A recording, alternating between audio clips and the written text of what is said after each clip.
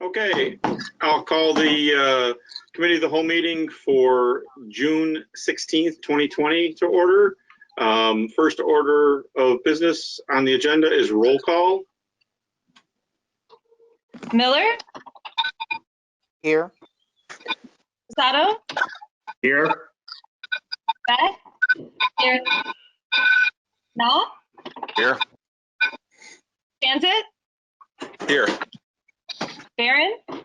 Here. Wolf? Here. O'Brien? Here. Callahan? Here. Meitzler? Here. Millay? Here. Ewer? Here. Jerome? Here. McFadden? McFadden? Okay. McFadden had told me that he would probably be late to the meeting.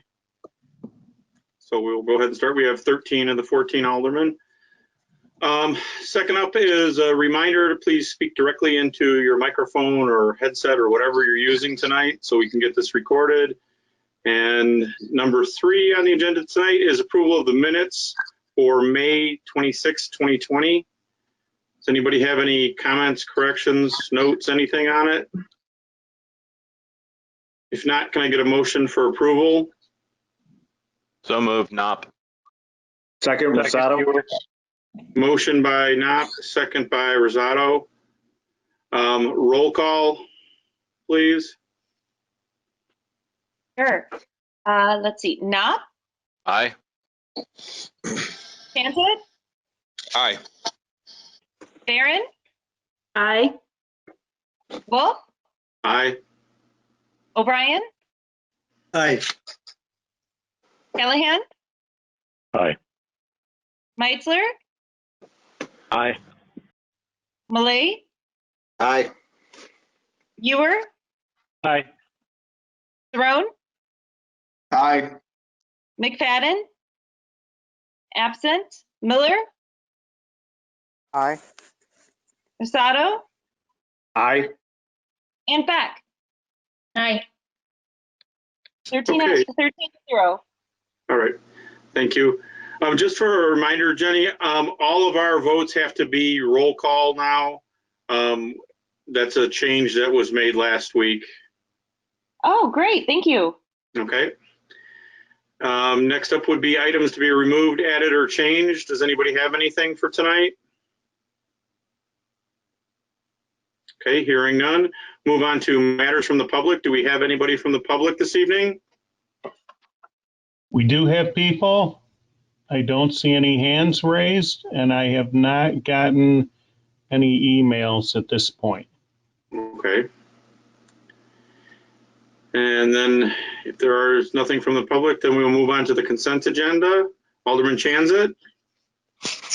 Your Honor, just one item on the consent agenda, approval, COW executive session minutes from July 30th, 2019, September 10th, October 22nd, October 29th, December 3rd, December 10th, 2019, as well as January 28th, February 11, and February 25th, April 14th, 2020. And so I would move that we approve the consent agenda as presented. Second, Knopf. Motion by Chanzit, second by Knopf. Roll call, please. Transit? Aye. Barron? Aye. Wolf? Aye. O'Brien? Aye. Callahan? Aye. Meitzler? Aye. Millay? Aye. Ewer? Aye. Throne? Aye. McFadden? Absent? Miller? Aye. Rosato? Aye. Beck? Aye. And Knopf? Aye. 13-0. Okay. Motion carries. Next up would be item number 7, ordinance 20-36, surplus property police vehicles. This is basically two vehicles. Both are at their end of their life cycle, according to our vehicle use, 50% of the purchase price and maintenance costs, and both have over 1,000 hours of engine idle time. And then I think there was one, what else was it? Mileage of more than 100,000 miles. Does anybody have any questions about these? I know we had one other vehicle that's going to another department. Do we have a question? I don't see any. Okay. All right, then I'll make the motion that we recommend to council the surplus vehicle authorization. Second, Rosato. Motion by Wolf, second by Rosato. Roll call. Wolf, Aye. O'Brien, Aye. Callahan, Aye. Meitzler, Aye. Malay, Aye. Ewer, Aye. Jerome, Aye. McFadden, absent, Miller, Aye. Rosato, Aye. Beck, Aye. Knopf, Aye. Cantor, Aye. and Barron. Aye. 13-0. All right, thank you. That carries. That'll go on the consent agenda, please. Got it. Okay, next up is item number 8, resolution 20-56-R, approving service agreement with Kalani Incorporated for bike share program. This is the bike share program that we've discussed several times at previous COW meetings. And I guess tonight is really, do we want to make the decision to go ahead and fund this and put this program into play this year, or do we want to wait on it? I guess I'll just start off and say, I really think we should do this. I think it's something, you know, even though it is the money that we could probably get away with not spending, I think this is something that's going to be used quite a bit by the community, and I think it's something that we should be part of, with having bike paths on both sides of our town, and how I think interconnected it is with what's going on in our downtown, that we really need to have this as part of it. With that being said, does anybody have any comments? Yeah, I have a comment, Alderman Wolf.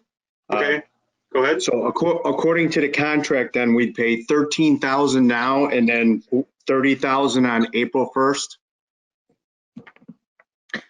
No, the contract for this year is just the 13,000. So Okay. we would also pay 13,000 next year as well. So it's a 2-year. Okay, so due on April 1st then. Right. Of 2021. Okay. You know, I seen a good vibe on Saturday when I was downtown with everything that was going on. There was a lot of families. The momentum from the shops. I think this would enhance the number of people we have downtown. And it wasn't just at the farmers market or the shops. I mean, people were all over the place, just enjoying the river and everything that was going on. It was such a beautiful day. I've seen families down there, kids skipping stones on the river. It was just great. And I think that this would definitely add to our downtown influence, and it would be good for the community. This is Mark. Can I ask a question, Laura? How many bikes in the area are committed by other communities? I don't know the total number of bikes, Mark. I'm sorry. It's significant, though. I think that the number of bikes that we're able to purchase under this is either 7 or 8 of the hybrid electric and manual type of bikes. I think that there, 15 to 20 bikes are up in Elgin, and Shodine has to put those at 3 of their different residential properties in the area. So we'll have both a north-south and an east-west aspect to this as well. There will be, I don't actually know the total number of bikes in the network. Okay, thanks. Alan, this is Marty. Go ahead, Marty. Laura, just a quick question along the lines of, COVID is mentioned in there, and it's going to be a concern with people, especially for sharing objects. What's the sanitation protocol between uses? There isn't a plan for Colony to provide for sanitation before uses, but I would foresee that if we decide to have an installation, that we would provide instructions to individuals who wanted to rent those bikes, that they should sanitize the touched areas of the bike before renting and when they replace it as well, but certainly before they touch the bike initially. And I was kind of thinking with that, would any of the money that we were using for businesses for the sanitation purposes maybe include some supplies near the bikes for that very situation? We can look it's going to be one of those into that. ones that's going to need to alleviate some concern, like car rentals. Everybody's afraid to rent cars, so they put the guarantees that they're out there. Right. Just trying to figure out something to encourage those that might be a little reluctant if we are going to spend the money. Sure, I can look into that.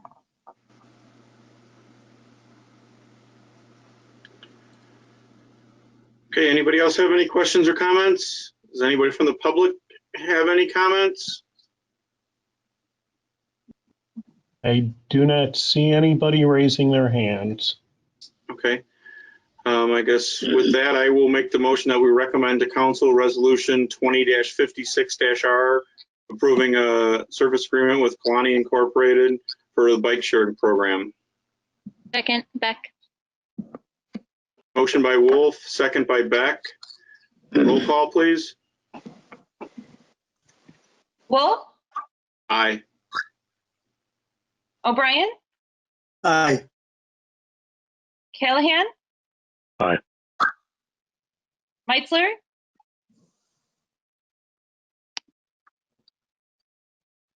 Meitzler, Aye. Malay, Aye. Ewer, Aye. Theron, Aye. McFadden.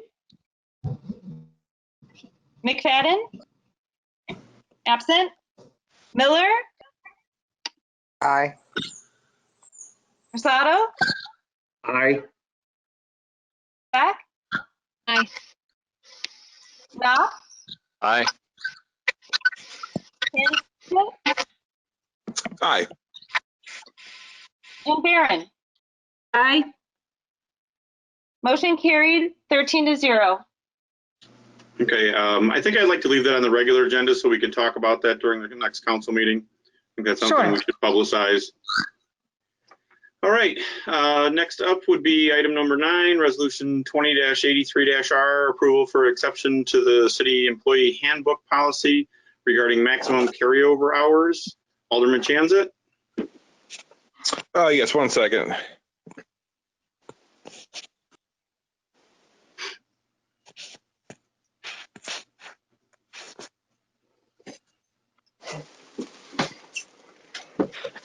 Sorry, pulling up my memo here.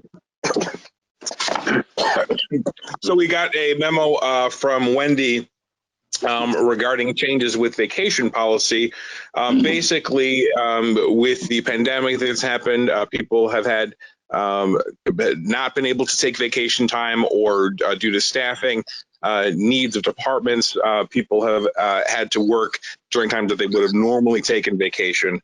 And we have a policy that prevents too many days from being banked and being advanced into additional years. This basically is a change allowing for up to 20 days to be advanced into 2021 and up to 15 days of carryover to go into 2022. Even if we do change a policy, this does require some discussions with the different bargaining unit. And if Wendy, are you here? Wendy lost her connection, but I can certainly. Yeah, I was gonna say just in case anybody had any questions, either Laura or Wendy are Sure. available. But it is pretty straightforward. The whole point of this is we need to have appropriate staffing for the last 6 months of the year, and we also don't want to pay too much overtime. And so that's what this policy is supposed to prevent. Yes, and this has been 100% COVID driven, and the way that we have shifts and adjusted schedules and required employees to shelter in place beyond even what the governor's orders provided for. Employees have done such an exceptional job with doing all of that and staying safe. But what that has meant is that they've not been able to utilize their ordinary vacation time. And so under our ordinary policies, they would have to use that or lose that. And in doing so, that would really put us in a precarious situation in terms of being to be appropriately staffed for our level of service for the rest of the year. And so allowing a greater amount of carryover in most cases is just sort of a paper kind of liability, but it would allow us to extend over the next couple of years the ability to then, we'll be carrying over a lot of time initially, but then slowly work that down back to our ordinary policy in 2 years. And then do we have any reason to believe any of the bargaining units would have any problems with this, or does this seem like everyone's on the same page here? Everyone's on the same page. Okay. Well, if nobody has any other questions, then I would move that we recommend this policy to City Council. Second, Knopp. Second, Ewer. Okay, motion and a second. Roll call, please. I'm sorry, any additional discussion? Roll call, please. Kansas, Aye. Barron, Aye. Wolf, Aye. O'Brien, Aye. Callahan, Aye. Meitzler, Aye. Malay, Aye. Ewer, Aye. Cerrone, Aye. McFadden, absent, Miller, Aye. Rosado, Aye. Beck, Aye. and Knopp. Aye. Motion carries 13-0. Consent agenda should be fine. Do we need to do any additional stalling, or do we have everybody online now? I think we're good, right? Chris is on? I am. Okay, we will move on to item number 10 then. Presentation on the report on the findings and conclusion of a conservation area TIF feasibility study. Laura? Chris? No. Marty, who wants to take this? No, it's Yeah, I okay. was just going to turn it over to Chris on this one. Yeah. I appreciate that, Councilman or Alderman Callahan, and thank you, Chairman Wolf, and the members of the committee. Tonight, if you would please, Howard, be prepared to make some clicking when I ask. Tonight, I'm here to present the results of a study that I headed, but was certainly reliant and appreciated all the help that I received from city staff to complete with respect to the feasibility of creating a brand new TIF district in the city of Batavia. The tentative, or at least placeholding name of this district would be the Near East Downtown District. And you can see in the aerial map on the slide in front of you that the boundary of the district essentially include all of what is now TIF 5, but essentially run north along River Street just beyond Spring, south on South River Street to some point midway between Wilson and Webster, and then easterly out to Van Buren Street. Howard, if you'll hit the click, please. Again, the purpose of this study, and it's pursuant to the Illinois Tax Increment Allocation Redevelopment Act, otherwise known as the TIF Act, is to determine if the area in question meets the qualifications or the definition of a TIF district. In this case, we specifically looked at a conservation area TIF. There are several kinds of TIFs. There's a blighted district TIF, there's a blighted vacant TIF, there's an industrial TIF, there's a transportation oriented TIF, but this one is a conservation area TIF. And essentially that means that you have to find that at least 50% or more of the structure are 35 years old. And then you determine that it's not yet blighted by definition in the act, but because of a combination of at least 3 of 13 factors that are set forth in the act itself, if you find at least 3, you can determine that the area is detrimental to public health, safety, and morals and welfare. And if you don't address it, this may become a blighted area by definition. So they created these conservation area TIF under the purpose of, look, we don't have complete blight here, but we've got conditions that are trending towards blight. It's cheaper and easier to address areas that are blighting or trending towards blight than it is once they're blighted. Usually more investment involved if they're blighted, and certainly it's harder to attract private investment when they're already blighted. Next slide, please, Howard. The area in question consists of about 30 parcels, and there's about 12 and a half or just over 12 and a quarter acres all told within the district. We found in order to meet the very first threshold, without looking at the factors, but a given, you have to find that at least 50% of the structures in the area are 35 years of age or older. We found that 21 of the 24 total structures are 87.5%, and 14 of 15 principal structures, 93.3%, are at least 35 years of age. So we clearly met that threshold. Now the question is, can we find 3 of the 13 factors that are also existent in a meaningful extent and reasonably distributed throughout the project area? We found that deterioration of structures and or surface improvements met that criteria. We found that structures that do not meet the minimum code standards are both meaningfully extent and reasonably distributed throughout the project area. There's a showing of a lack of community planning, and that we also found in the fourth case, which exceeds the 3 minimum. In the fourth case, we, by looking at assessed value data over the last 5 years, and that would be from 2014 to 2019. So the very last assessed value data, the most current, is part of our study. That's the 19 assessment payable 20.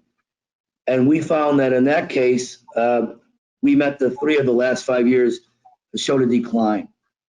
And again, here on the photo or the map is the subject area. Next slide, please. Drilling down on those prevalent factors, that map depicts in orange the areas or the parcels where we found structures or surface improvements that show deterioration. And all in, 18 of the parcels have buildings or surface improvements that show signs of deterioration.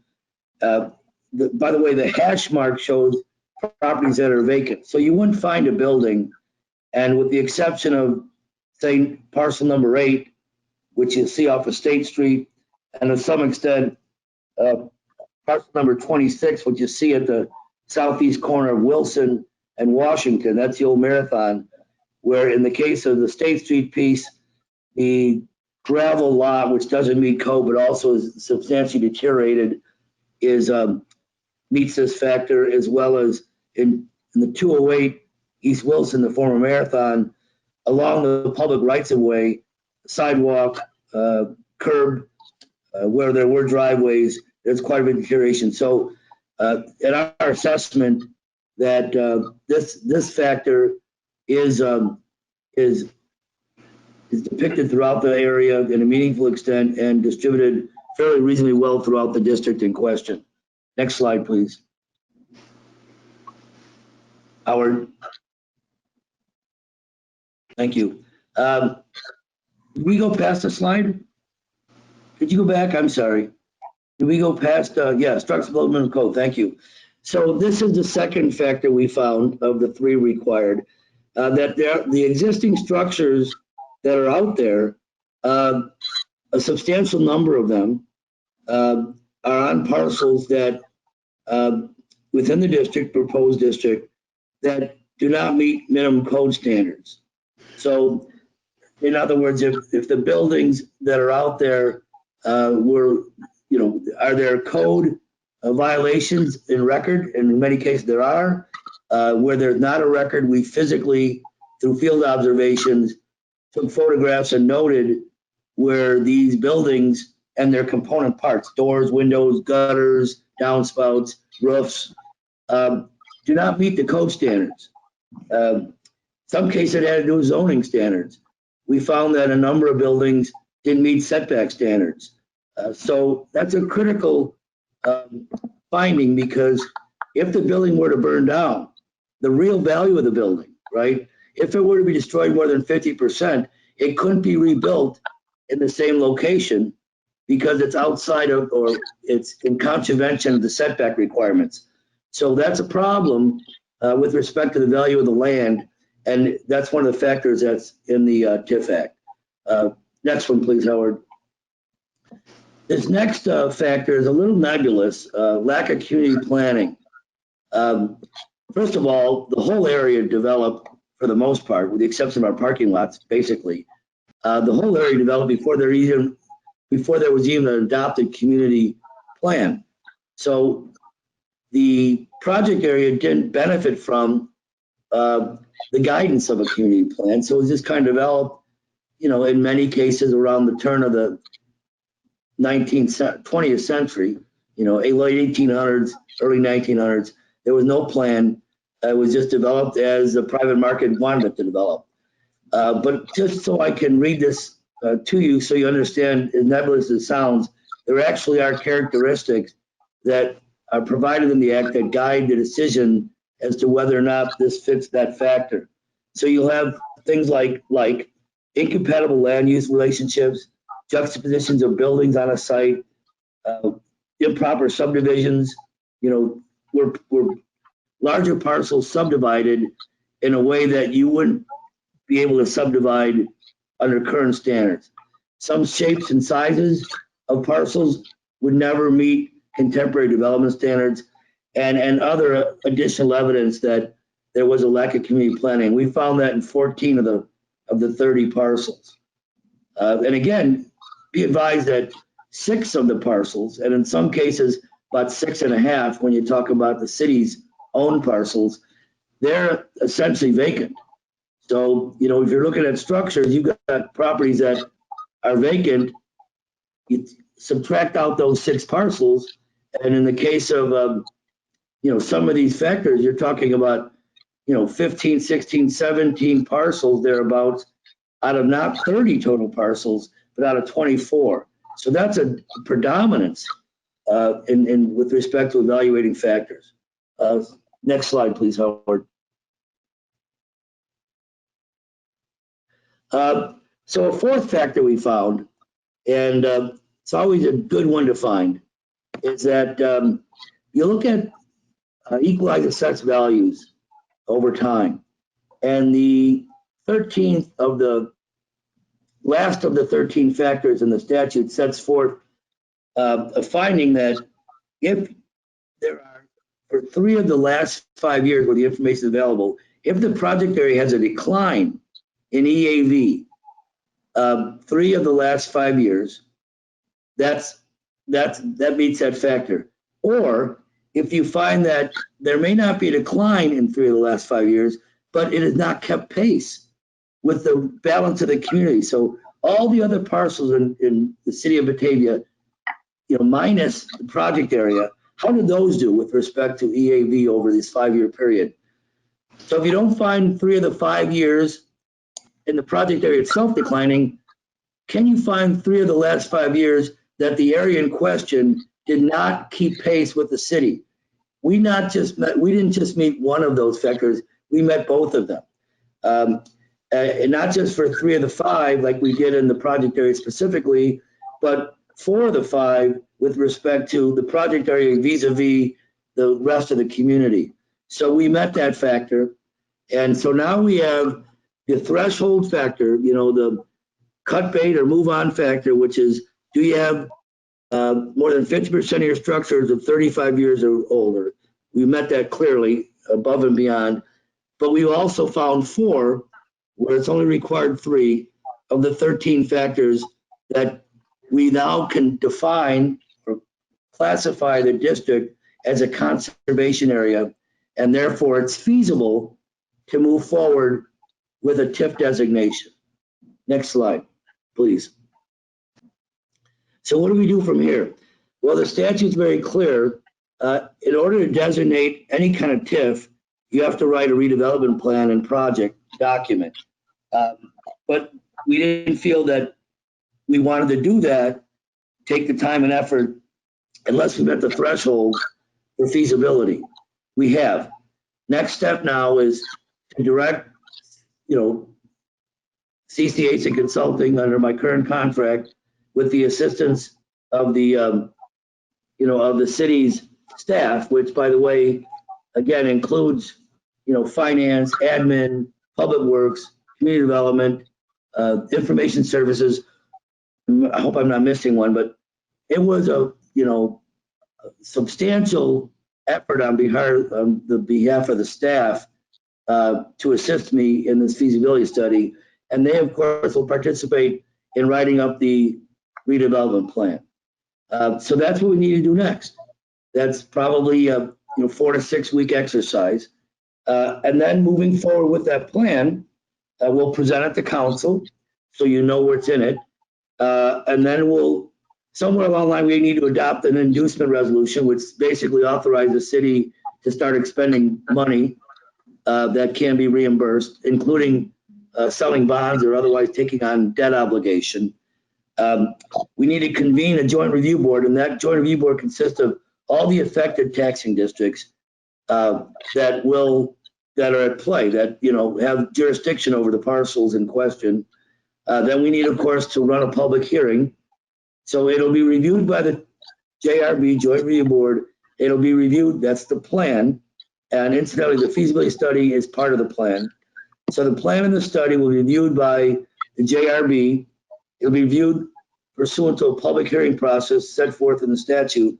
And then when all that's done, we'll move forward, assuming the council wants to continue to move forward, and establish ordinance that designate a new TIF 6. Now, not shown on this slide, but as part and parcel to designate TIF 6, we'd also abolish the existing TIF 5 to start a new clock on all of the land in question of 23 years. Our thought is, that will happen sometime either late fall or early winter, and it may even happen after the 1st of January, only for the purpose of getting one more year in the TIF. Like we did when we designated TIF 5, we had everything teed up by just after Thanksgiving, but the advice we got from council was wait till after the 1st of the year, because then you get a full 23 years of assessed values as part of the increment. So that's where we're at. One more slide, Howard, please. And that should be the question slide. So I'm prepared to answer any questions and would be delighted to do so. Okay. Thank you, Chris. Could you back up to the EAV one? Sure. There it is. Nope. Missed it. You go back. There it is. That one. I have some questions regarding the standards that these were met, because the question is the growth in the projected area less than that of the city, and it's marked yes for all of these. But that isn't. I'm sorry, go on. But that isn't organic. That isn't due to conditions that it's trending towards blight. Those are yes, because it has been tied up in a development deal. So the growth on that project area has not been due to blight or conservation of taxes. It has been due to nobody's been able to build anything on there. So that would be yes, but it was already in a TIF. So how can we actually say that the growth in the projected area is less than the city when it's actually by our own creation? Now you count any increment that might be in that EAV, just so you know. So those really are fair market values that are represented there. Now, one could argue, well, you know, the fair market value is what people are willing to buy land for, but that's as far as the assessor goes. He doesn't go to the fact that, well, you know, it's encumbered by a TIF. Frankly, the fact that it's in a TIF typically rises or increases the perceived value because of the opportunity. But just so you know, because we didn't want to skew this map, at least, or rather this chart. I didn't anyways. I think it's fair. We took out the city-owned properties. And the reason we did that is because when the city bought a property, say we bought the 2017 parcels, Fisher, Fridenall, I guess we own Service Master already. But those are two examples, for instance. And then the Larson Becker properties, for instance. When we bought those lands the very next year were given zero assessed value because they're tax exempt. So that would have skewed the numbers by, you know, big time. If all of a sudden a bunch of land, a bunch of parcels, all of a sudden have a zero assessed value, that puts your thumb on the scale to the extent that you skew the overall district. So I felt it was important to take those out because it would have looked like, you know, if it weren't for the city buying this land, who knows what values those would have been.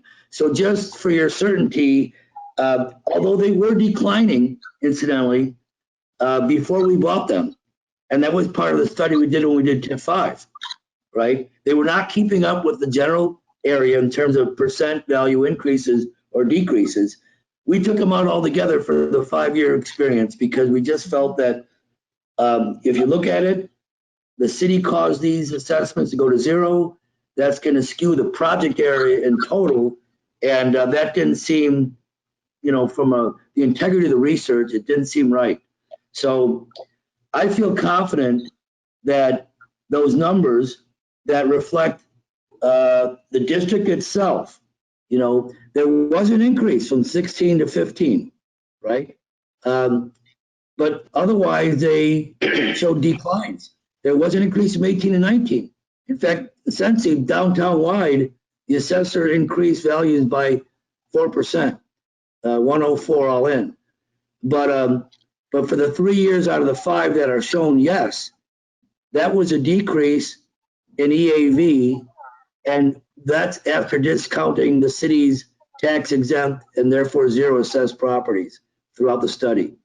With respect to the balance of the city, I think that number is very telling because that tells you that, you know, the city as a whole has been having increases in assessed value throughout the study period. But this area in question has not had those same increases, and in 3 of the 5 cases has actually had a decrease. So clearly the EAVs for the project area are not keeping pace with the community as a whole, and in fact are declining within their own context.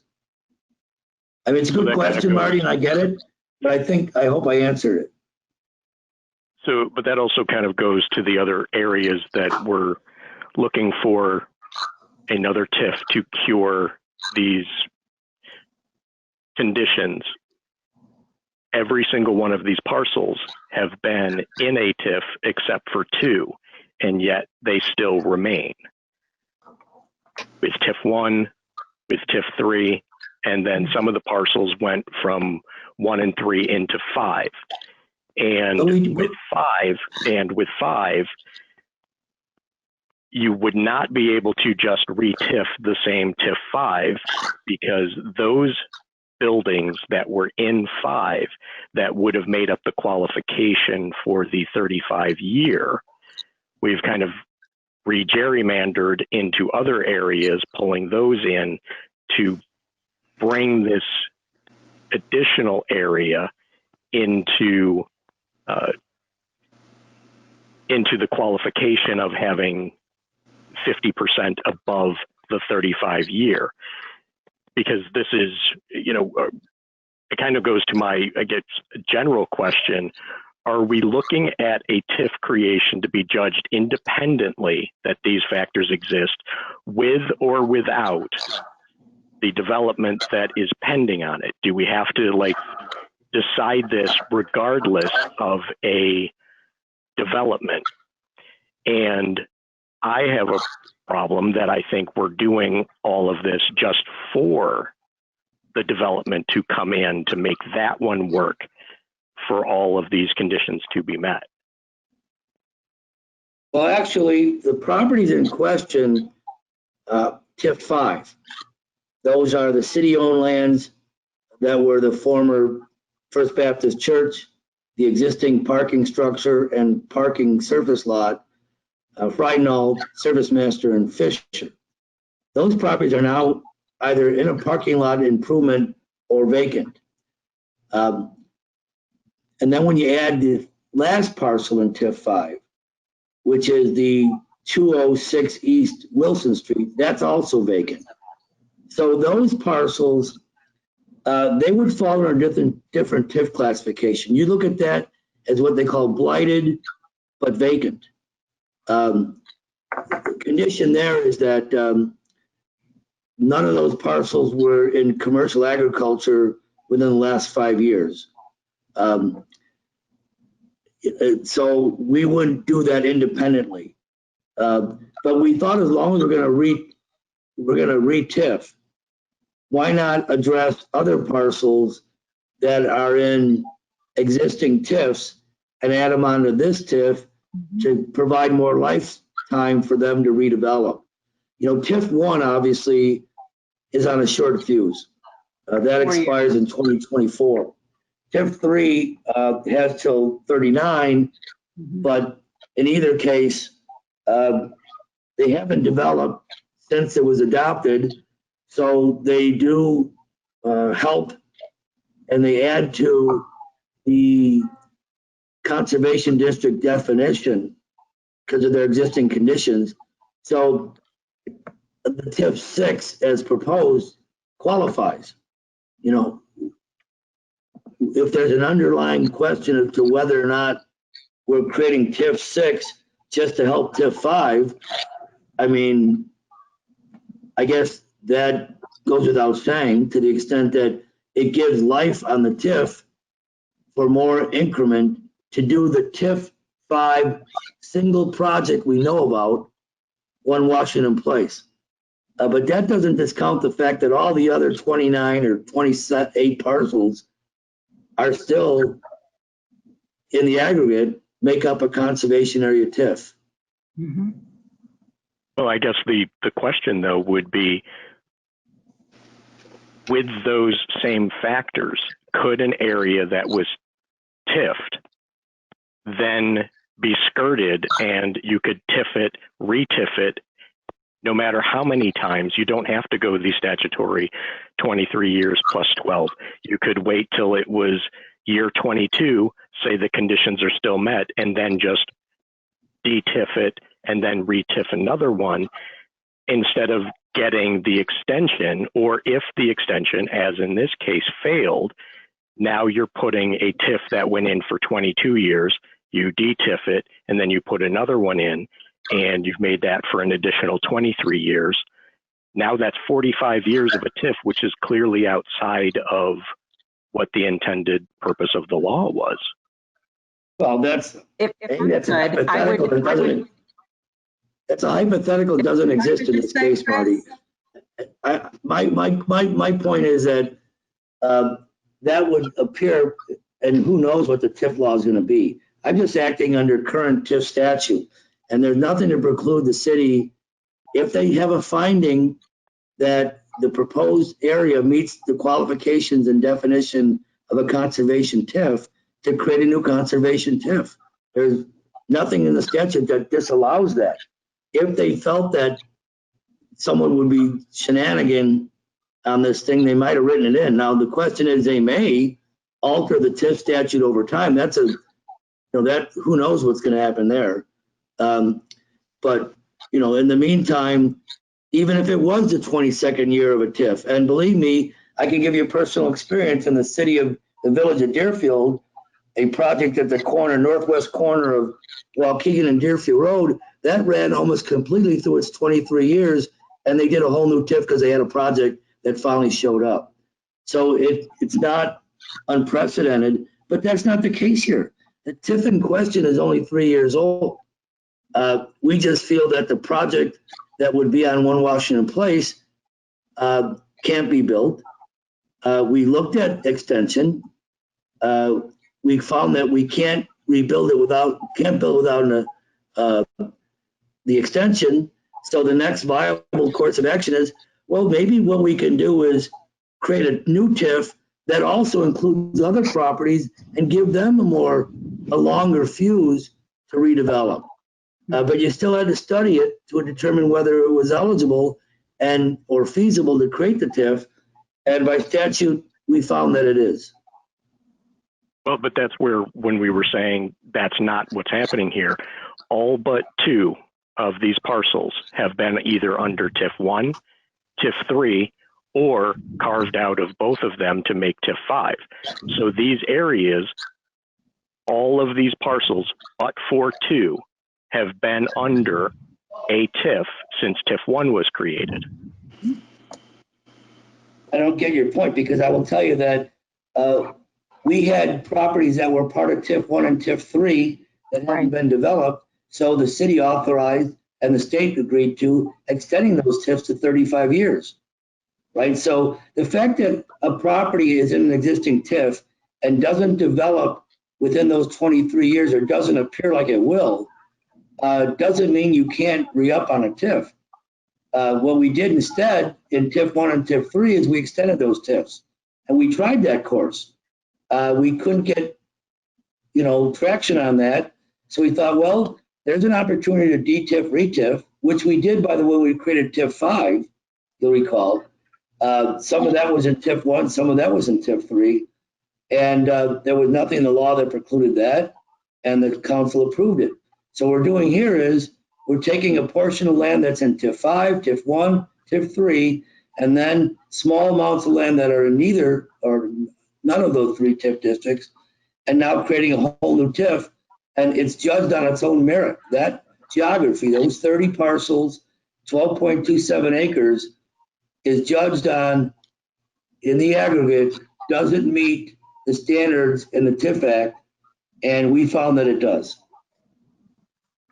And I would just point out that if at the end of the 23 years of a TIF is going to be another council's decision as to if all of those factors continue to exist, the establishment or reestablishment of a TIF allows the municipality the opportunity to offer that incentive in order to try to bring something there. And right now we've got a fair bit of momentum established by the project in TIF 5, and we're hoping that that will instigate further development in the areas which have been included in this new TIF.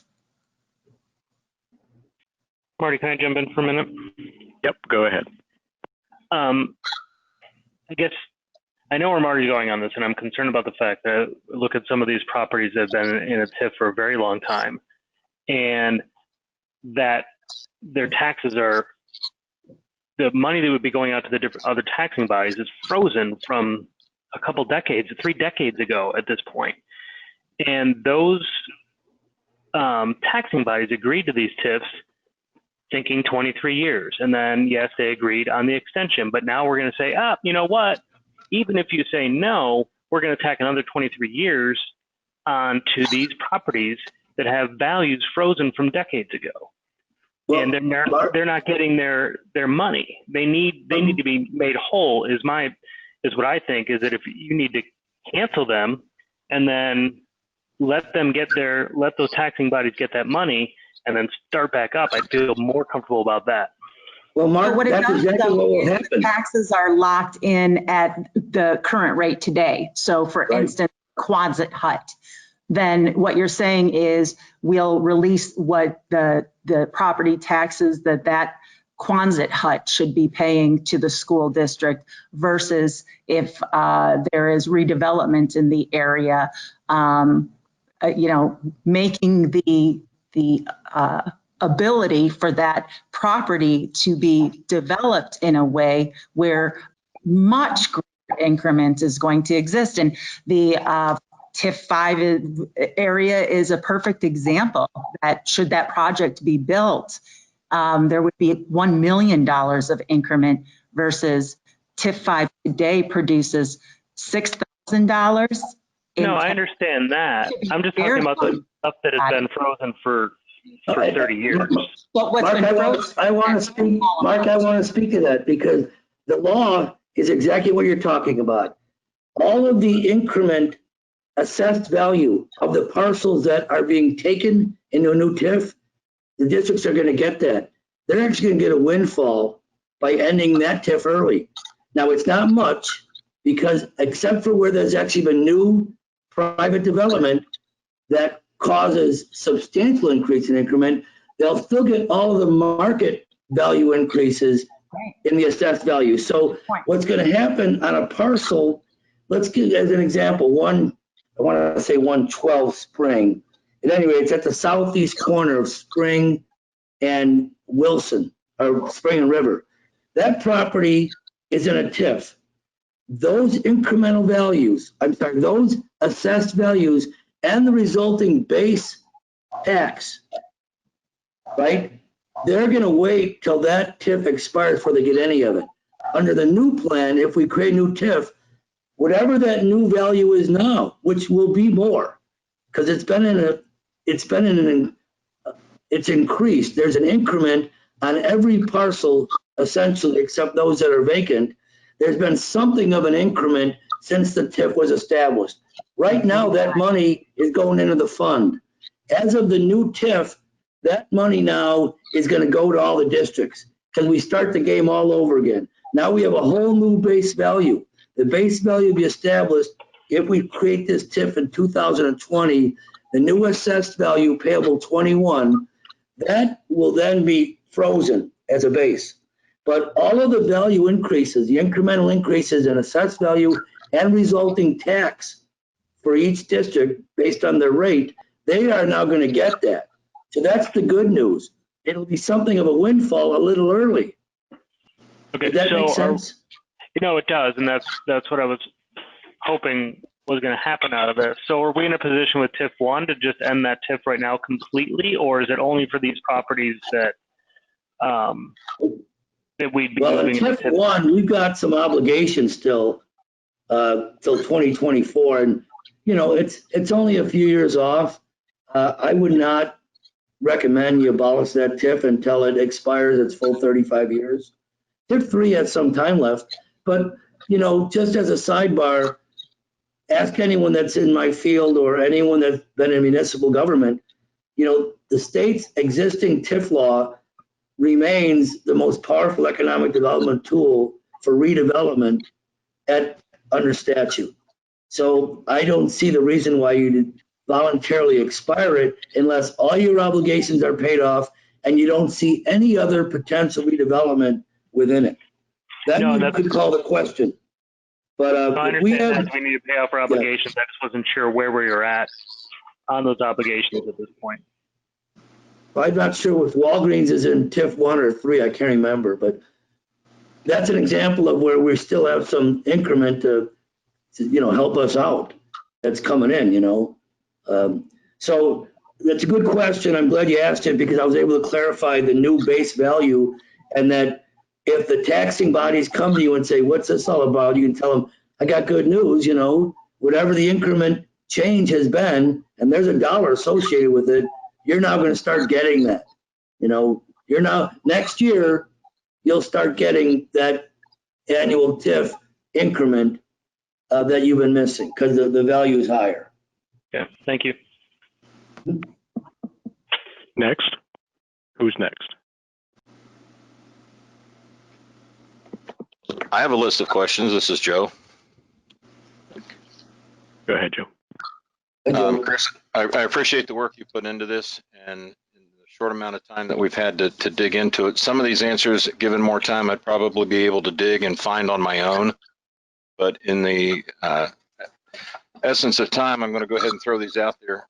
You may or may not be the person that can answer them for me. One of the things you talk about in the report is that a number of these parcels don't meet some of the requirements for a DMU, one of them being setbacks.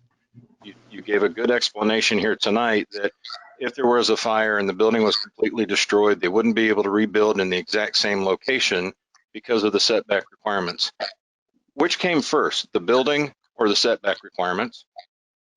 Generally the building. So their status, they are what they call legal non-conforming. You can't write them up for a violation. It's perfectly legal.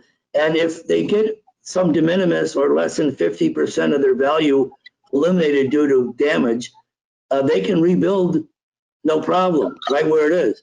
It's only after 50% or if they're vacant for more than 180 days, only when that happens do they lose their grandfather. So then the question would be, can a DMU zone requirements be written so that pre-existing conditions are taken into account so that we don't artificially create that condition?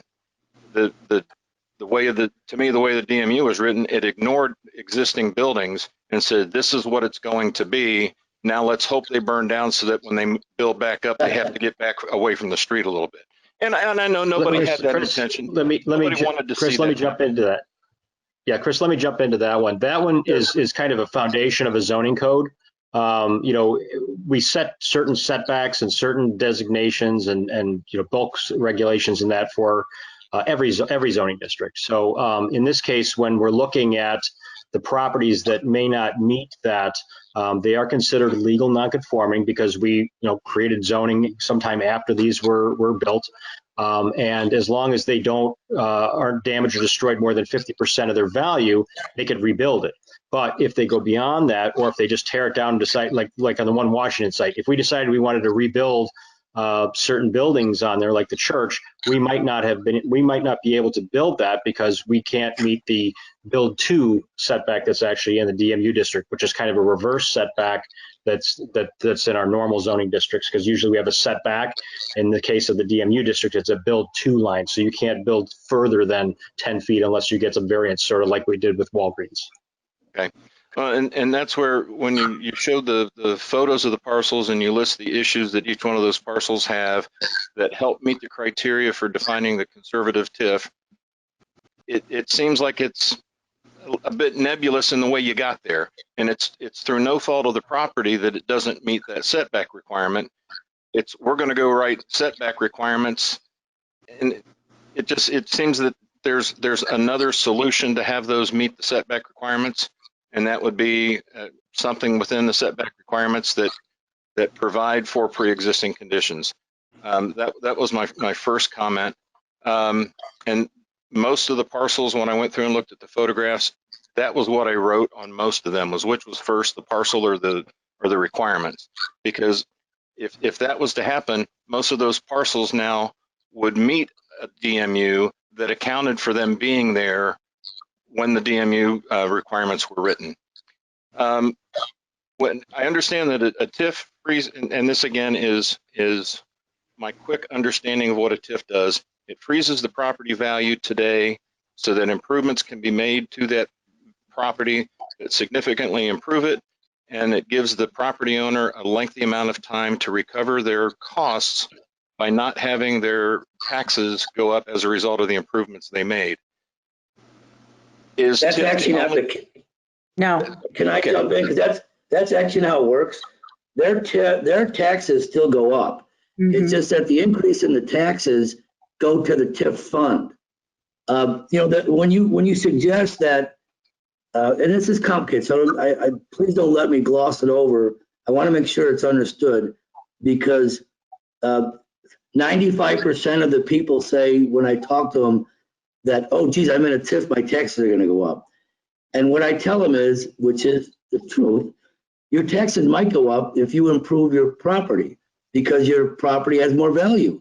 Therefore, you apply the tax rate of all the districts, your taxes will go up. If your assessed value goes up and you apply a rate against it, your taxes will go up. The difference is your taxes go into a special allocation fund, which is the TIF fund, which is money that only you and other property owners within that district can utilize.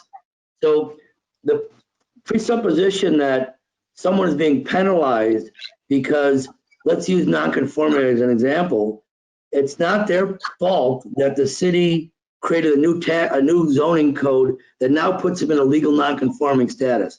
That it just happened. That's, like Scott said, that's kind of a given. When zoning map and text amendments change, a property can become legal. There's no violation, but non-conforming.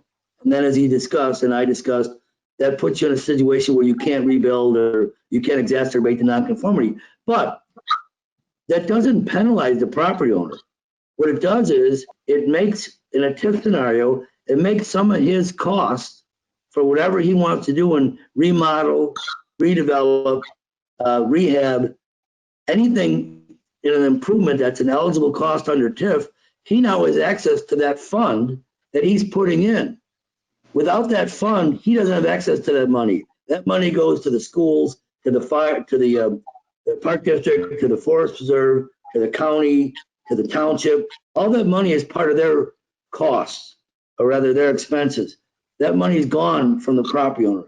Instead, the new money, based on the new value of the property, goes into a special TIF fund, and anyone within the district can come to the city and say, I would like to get, in this case, you've seen it before, TIF grants for a new fire alarm, a TIF grant for facade improvement, a TIF grant to make my bathrooms handicap accessible. If you're not in a TIF district, you don't have access to that money. So most people, and developers especially, and buyers, they see their property that they're looking at investing as being benefited by it being in a TIF district. So the other thing I'd like to mention is that those TIF funds can be used for public improvements. So the city has used TIF funds to do the streetscape on Houston Street and North River Street. And as part of the current redevelopment project, it would build a new public parking structure. So it's important to look at, that's a way that a municipality can also use the TIF funds that are created from the increment. Okay. And that leads into another question that I had. In a number of these, you talk about the sidewalks and the streets and the condition that they're in. Are any of these sidewalks and streets currently on the master list for future repairs? You know what? I can't answer that question. I do know that when we create the TIF redevelopment plan, we will assess the public assets within it, within the TIF district, and determine, are there improvements? As an example, State Street is pretty alligator, you know, I mean, it's in bad shape. That, particularly as we redevelop One Washington Place, that will need a reconstruction. There's an area on South Washington Street, as an example, that's within the proposed TIF district that could really use some work. And it was cited in the feasibility study that, you know, maybe not next year, maybe not 5 years, but sometime certainly within the 23 years, you may want to improve that street and other infrastructure. I'm sure I'm not mentioning that could be. This allows you a fund that's not the general fund. It doesn't come from all of the other taxing, all the other properties within the community. It comes specifically from the district that will most benefit from it. You can make these improvements because public improvements are cost eligible under TIF. So, but I can't tell you, frankly, in the city's, say, 5-year capital improvement program, the KIP, if these properties or these projects are on that list. But I'll be working with Public Works to determine in the foreseeable future what are potential Public Works projects that we might want to use TIF increment for and include that in the budget, in the plan. I think my question would be more towards, would they be on the list with or without the TIF? If we didn't have a TIF fund to pay for those improvements, would they be on the list anyway? And Gary is on this call. Yeah, I can jump in if you would like. Ever since I've been here, so 2008, 12 years now, there's been talk of development on this site. This isn't anything new. So we've actually never put any of these properties onto our list of capital improvements because it's always been under the umbrella that it's going to get done with the development. So as Chris stated, there are needs out there from an infrastructure standpoint, but they're not on any of our lists because of this other specter of a development which has been out there for a decade plus. Okay. Well, in the interest of time, I'll save my other questions and let other folks ask theirs. Thank you. Next. I have some follow-up questions to what Joe just asked. Thank you for that explanation, Chris, because that did clarify a lot of questions that I had. And to Joe's point that, you know, some of the code conforming issues are to no fault of the property owners. And this is kind of a question, just a general question in terms of code enforcement, but the code issues that we have that are the fault of the property owners, you know, what, and, you know, you said that there were a few that were in, you know, that had violations against them, you know, with or without this TIF, what are the mechanisms to improve the look and feel of this area?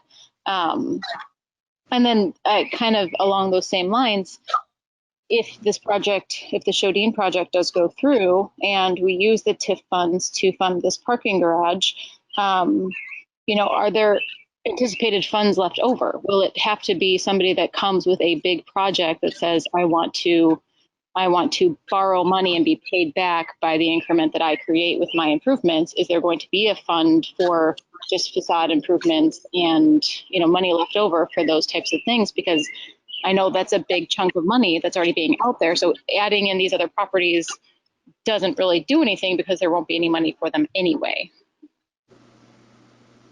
I guess I'd first like Scott, if you would, speak to the question of, let's say that there's no new TIF, but we know of things like doors that are dilapidated or siding, or we had some surface improvements like the driveways and stuff.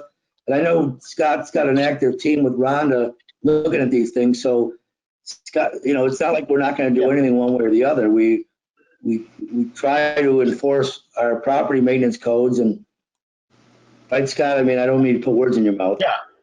Yeah, no, there's a couple of, you know, components to that. I mean, one is, you know, just property maintenance. You know, we do have a code enforcement division that does enforce property maintenance codes, but, you know, they generally work on a complaint basis, or when we find that there's something that's, you know, pretty obvious and blatant that's out there. We're not, you know, trying to be the, you know, really tough on people to, you know, that may just, you know, need paint or something like that. If it's something that's an obvious violation, then yeah, we'll contact them and follow through on that. So as for funding for that, you know, the TIF has facade grants and that are available out there, but generally those are not available for people that have actual active code violations. The idea behind that is that we're not, you know, funding somebody's, maintenance of his building, his or her building that should have been just maintained on their own, and now they're waiting, and so they, we give them a gift of X dollars to maintain their building. So, and I guess to answer your other question about, what would happen if we don't have a TIF, there is no funding source, but for the TIF, there is no funding source for any types of grants. Unless the city council takes, money out of the general fund and creates a grant program of some sort, there is no funding source for any of that type of thing.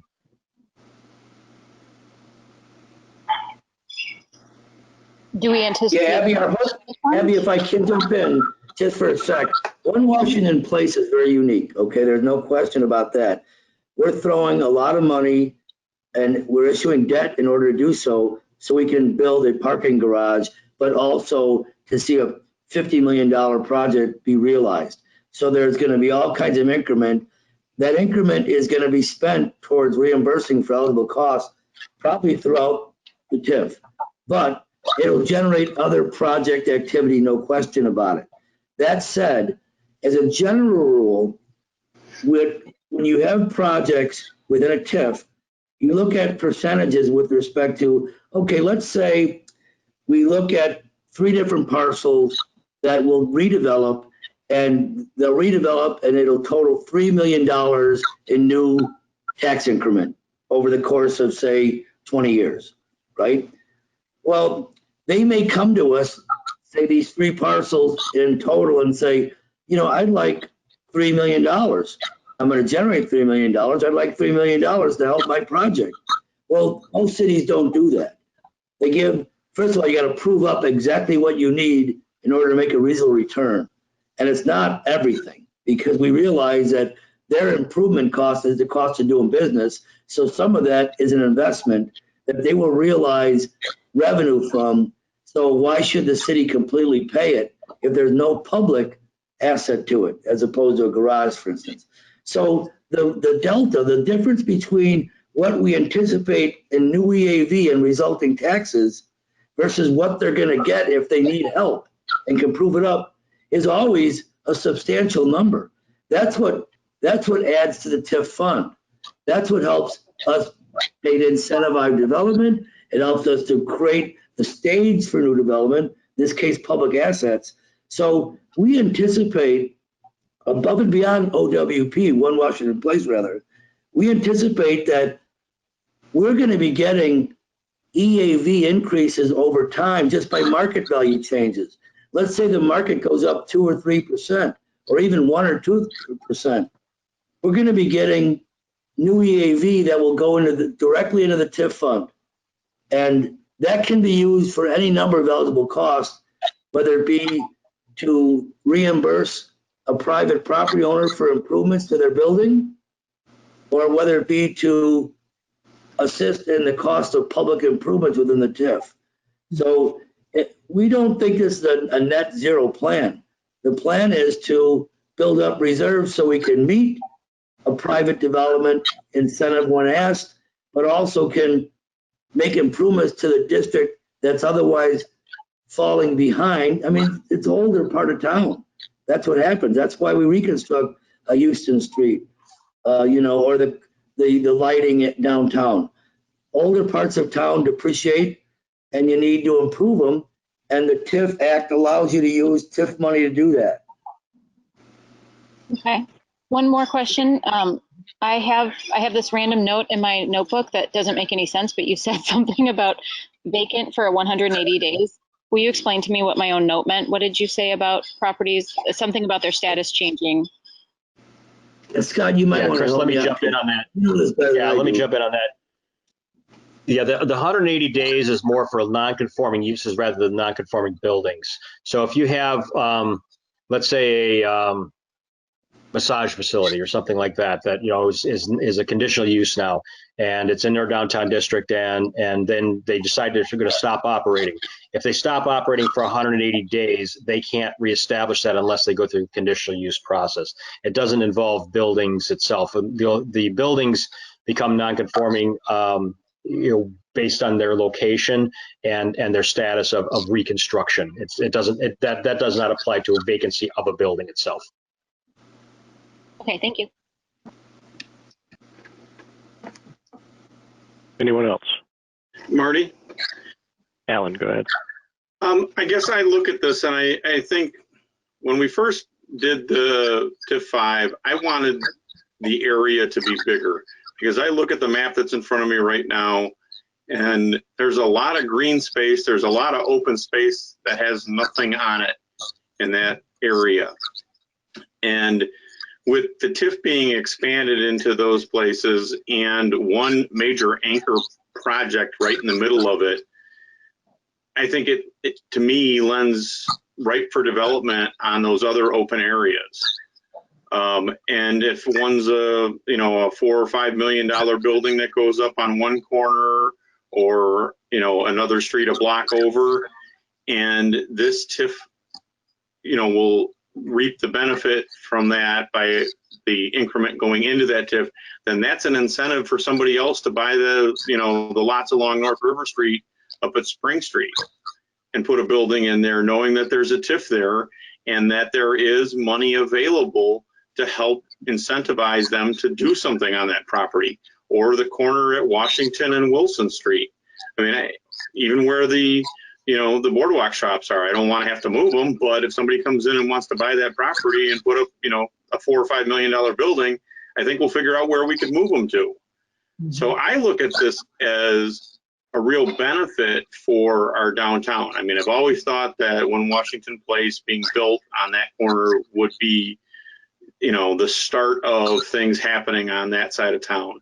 And I really think that if the TIF is, instituted as TIF 6 in the area that we've picked here, I think it lends to more development happening, at whatever scale in those empty lots. I mean, there's a lot of empty space in those couple of blocks that's there. So I think this is something that we need to do. I think that, as Chris explained, when this clock starts over, the school district, the park district, the library all benefit from the change in the base EAV. It goes to what it is now when we restart that clock from whatever it was before, whether it was in a TIF or not. It starts at what it's evaluated at today, or when the TIF is restarted. So I think it's a benefit for everybody. And I think it helps us get something done development-wise on the east side of town. Thank you. Marty? Marty, this is Elliot. Yeah, I guess maybe I'm just thinking differently about this, but hearing that this TIF is needed to get something going down there, I kind of have a reflex to that, and based largely off of what we just saw this past weekend. We didn't need a TIF to get these boardwalk shops going, and they happened, and they were successful.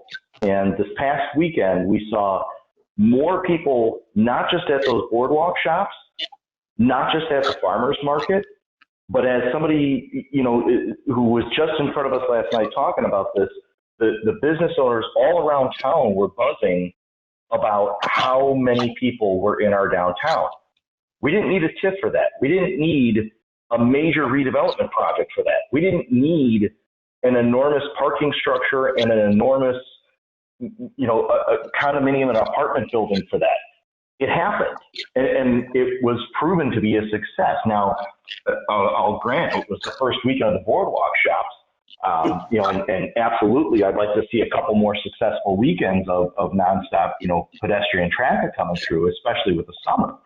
But I guess I'm kind of struggling in the fact that why are we trying to defund this TIF and reestablish a TIF on an area that we already had established? And it's only for the purposes of this project that we don't have a guarantee on. We've had mixed reviews on, we've had conflict on in the past, and here we have a template of something that is working, that doesn't require the TIF, that doesn't require this development project, that maybe can start to already bring some life and some interest into this area where we already have almost 20 years remaining on an existing TIF.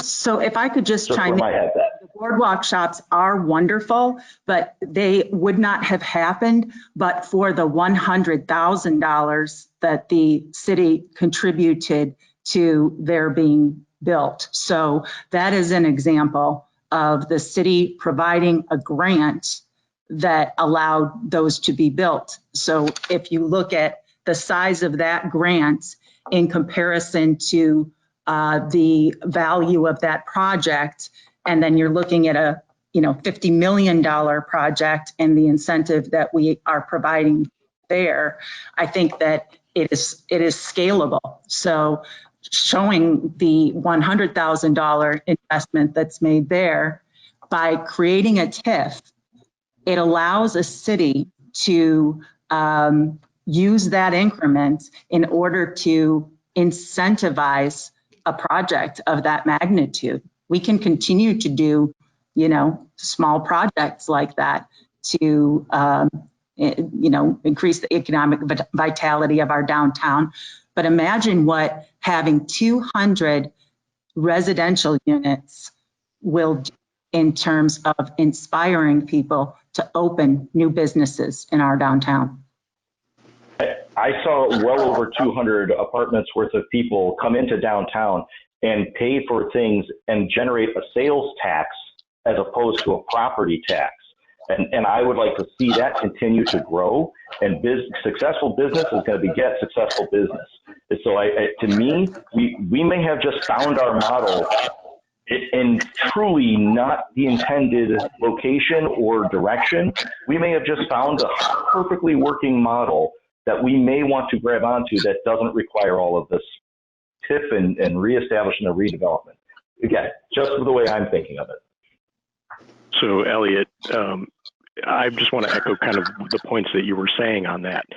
And I think that's where I'm struggling with the model that we're planning and what we're doing. We've got to throw a lot of big money into a scalable large project is absolutely all of those things that the trending is saying do not do anymore. It's build incrementally and scalable for the area. And the idea that we know that this came from is Strong Towns, and all of their articles talk about the density, fiscal responsibility, and making sure that you're building correct buildings for the areas that they're going into. And that's where I'm giving a little bit of heartburn now, where 5 years ago, we were in a completely different place with the economy, with the amount of land that we had available for development at that time. 5 years have changed, attitudes have changed. The world has completely changed. We also have different areas in town which can achieve the same goals that we want, instead of putting possible big box stores equivalent into the town, because we've known that big investment does not always equate to great fiscal responsibility and sustainability in the end. 50 years of doing it wrong is that mentality, and that's where we're trying to break out of. So that's where I think you were going with it, Elliot, and I do agree with you. I just would say that if you do an economic forecast of the expected revenue from the boardwalk shops, and I know it's drawing people, and they will, in addition, they will spend money at other places downtown. I do think that the economic impact of the boardwalk shops is going to be significantly less than the positive economic impact of being able to build mixed-use development projects adjacent to it. I am absolutely 100% not disagreeing with you. I do agree that that area needs to be developed. I do agree that we need the density and the retail and the commercial uses that we are talking about for that area. It goes to, is the size of this project the one that we should be looking at, or should we be remaining with TIF 5, working with the 20 years and finding a project that is scalable in that time frame to achieve the development that we want?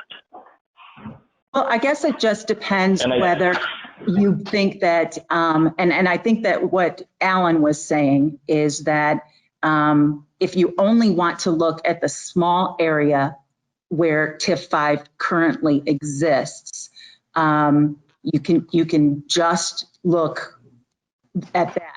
However, what TIF 6 does is create an economic tool to attract that kind of development in those adjacent areas as well.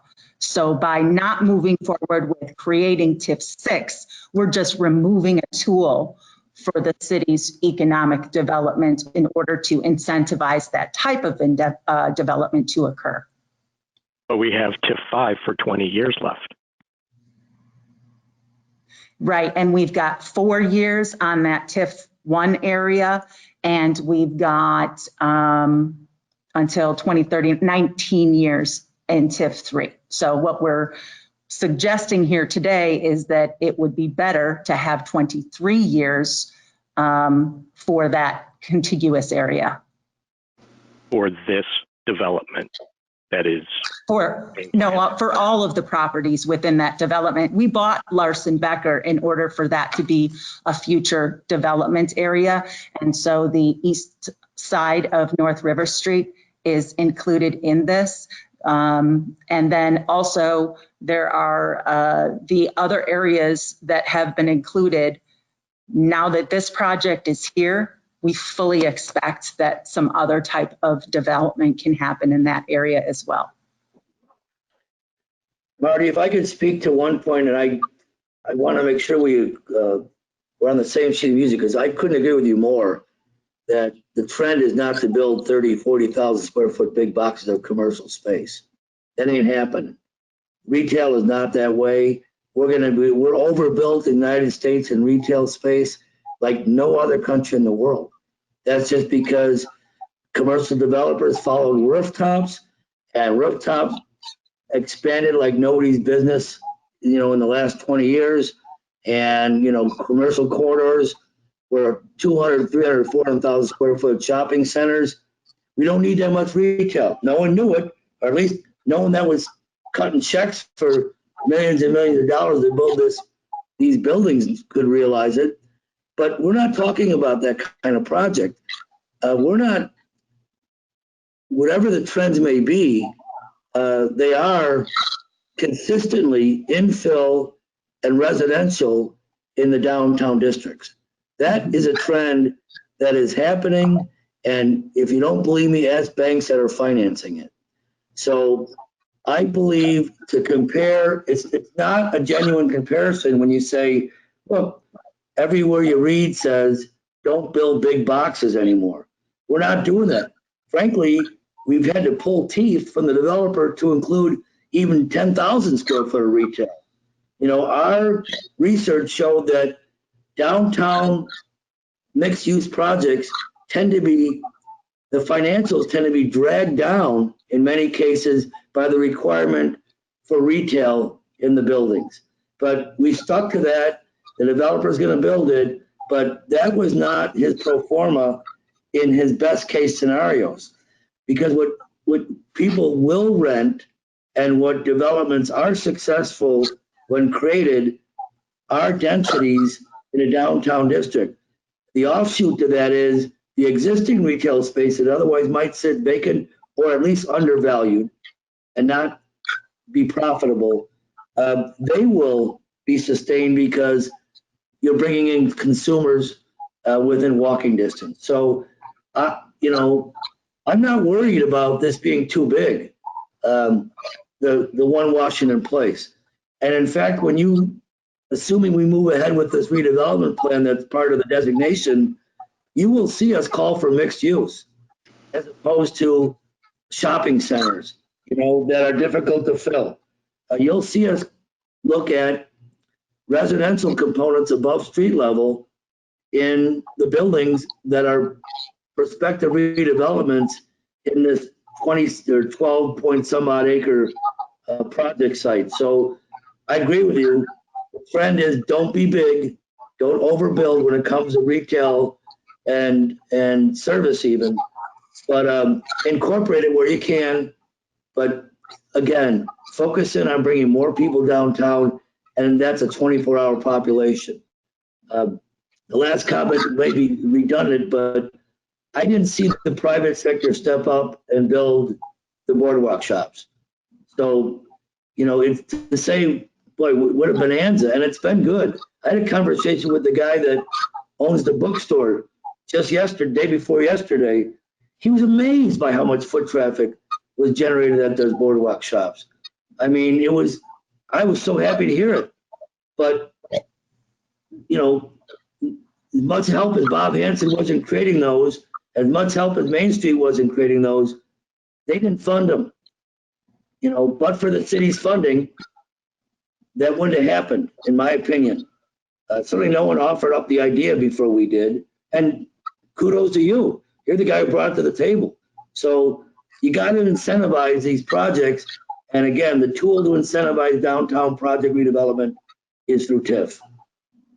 I don't know when Folto's property or the Marathon property or the Larson Becker properties will develop, but I guarantee you they have a better chance of developing if there's a TIF in place.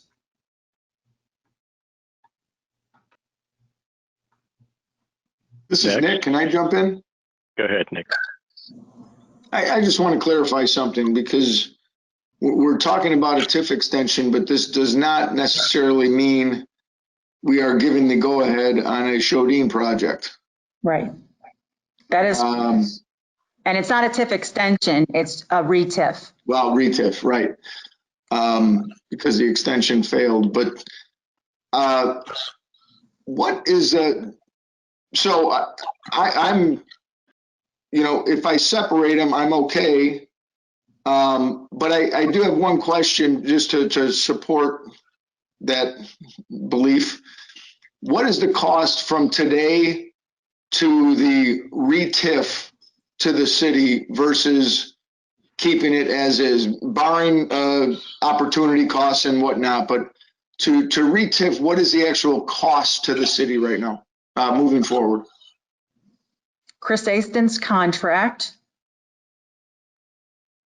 Which we already approved, right? Mm-hmm. There's no stake. The way I look at a TIF like this is kind of like a home equity line of credit. You get it. If you don't use it, you don't use it. Now, yes, can you use it poorly or use it wisely? Yes, but those decisions still have yet to be made. You know, we can use it and go on vacation, or we could use it and invest in the property and build it up and get more equity out of it in the long run. So that's the way I look at this. As long as we, you know, mentally I separate it. I know we still have some work to do on the Shodine. So I just wanted to clarify that these are two separate issues, and there's no cost to put it in place per se. Unless That's I'm absolutely correct. I would say that the next opportunity that there is with regard to the One Washington Place project is when the redevelopment agreement comes back to City Council for approval. Laura, along the lines of what Nick just asked, though, we have considerable expenses, and this was one of the questions that I know was asked when we were saying we want the pros and cons. Do we have a definitive answer that all of the expenses that were incurred under TIF 5 are transferable and recoupable under TIF 6?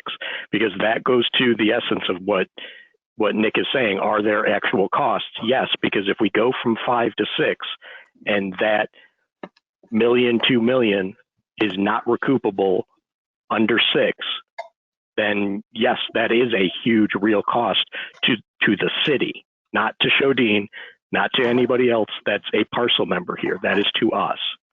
Huge cost. Thanks for And the answer to that, the answer to that question is that there does not appear to be anything in the law that would prohibit that. So, you know, it might be challenged whether that is or not, but the legal opinion that we've received is that there's nothing in the law that prohibits it. It lists what the eligible costs are, and we have experience those eligible costs. So we should be able to, but there isn't. You cut out.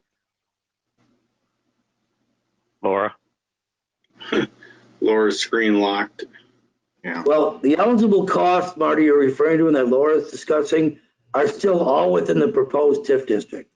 You can only pay for costs from that are incurred within the district itself.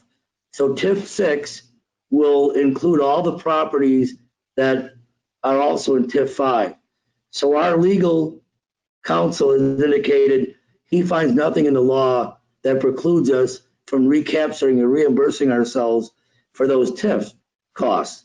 Now, will there be increment to do it? We certainly hope so. But that's the same condition we had under TIF 5. We're hoping there's increment. We get paid later on in the game for our costs, but that doesn't mean we're not eligible for them. It just matters, will there be increment? At least in this case, we're adding another 3 years to the TIF increment that we'd otherwise lose while the project's not being built.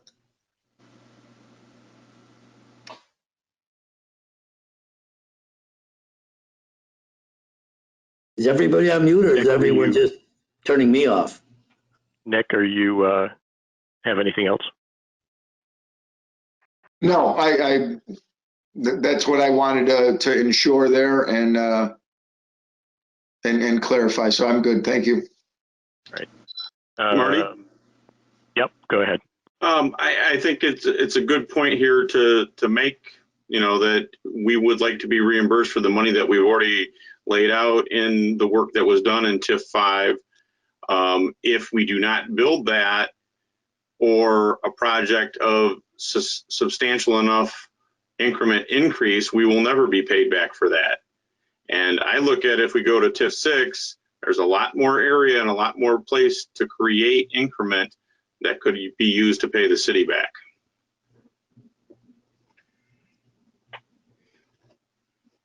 All right, so we got a couple people we still haven't heard from. This will be the on-the-spot time.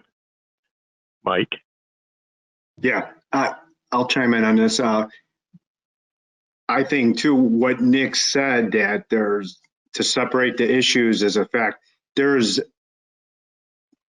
no reason why anybody out there, if we have this TIF district, that there's another builder, there's another development out there that can make a proposal and come into the city and say, we want to do this.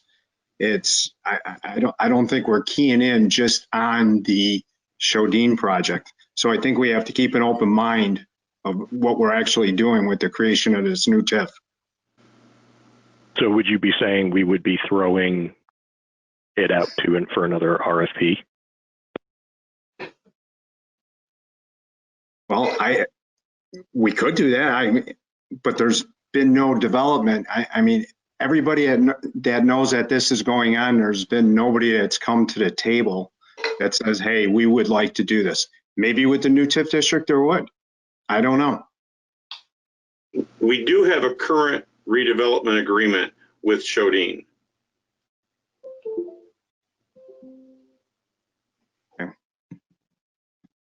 But that expires with the ending of TIF 5? Actually, we don't. We will have to revisit that. Yeah, right? Some dates have lapsed, but no one has moved to put either party in default. But the question that was asked, to some extent, they're mutually exclusive. You creating this TIF, we want it on a parallel path with the review of any amendments to the RDA. But there are TIF designations that happen all the time without a bird in the hand. If and when you move ahead with the JRB and the redevelopment plan and the public hearing, and you decide to designate TIF 6, that does not put your signature on a amended RDA with Shodine. That's a separate contract altogether. You're not approving the Shodine project at the same time when you sign off on a new TIF. We'd like to think there's a nexus because we know Shodine won't build the project if the TIF can't be, we can't get more time in this case on a new TIF versus an extension because it doesn't bear out. We can't pay back our obligation, our debt. So yeah, it'd be disingenuous to say that they're not linked. They're obviously linked. But please don't think that considering the TIF is the same thing as approving a new RDA if an amended RDA is presented before you, because all the TIF's all about, is it eligible? Have you met the statutory requirement that shows it's feasible to create a TIF? After that, it's a political decision whether you want to do it or not.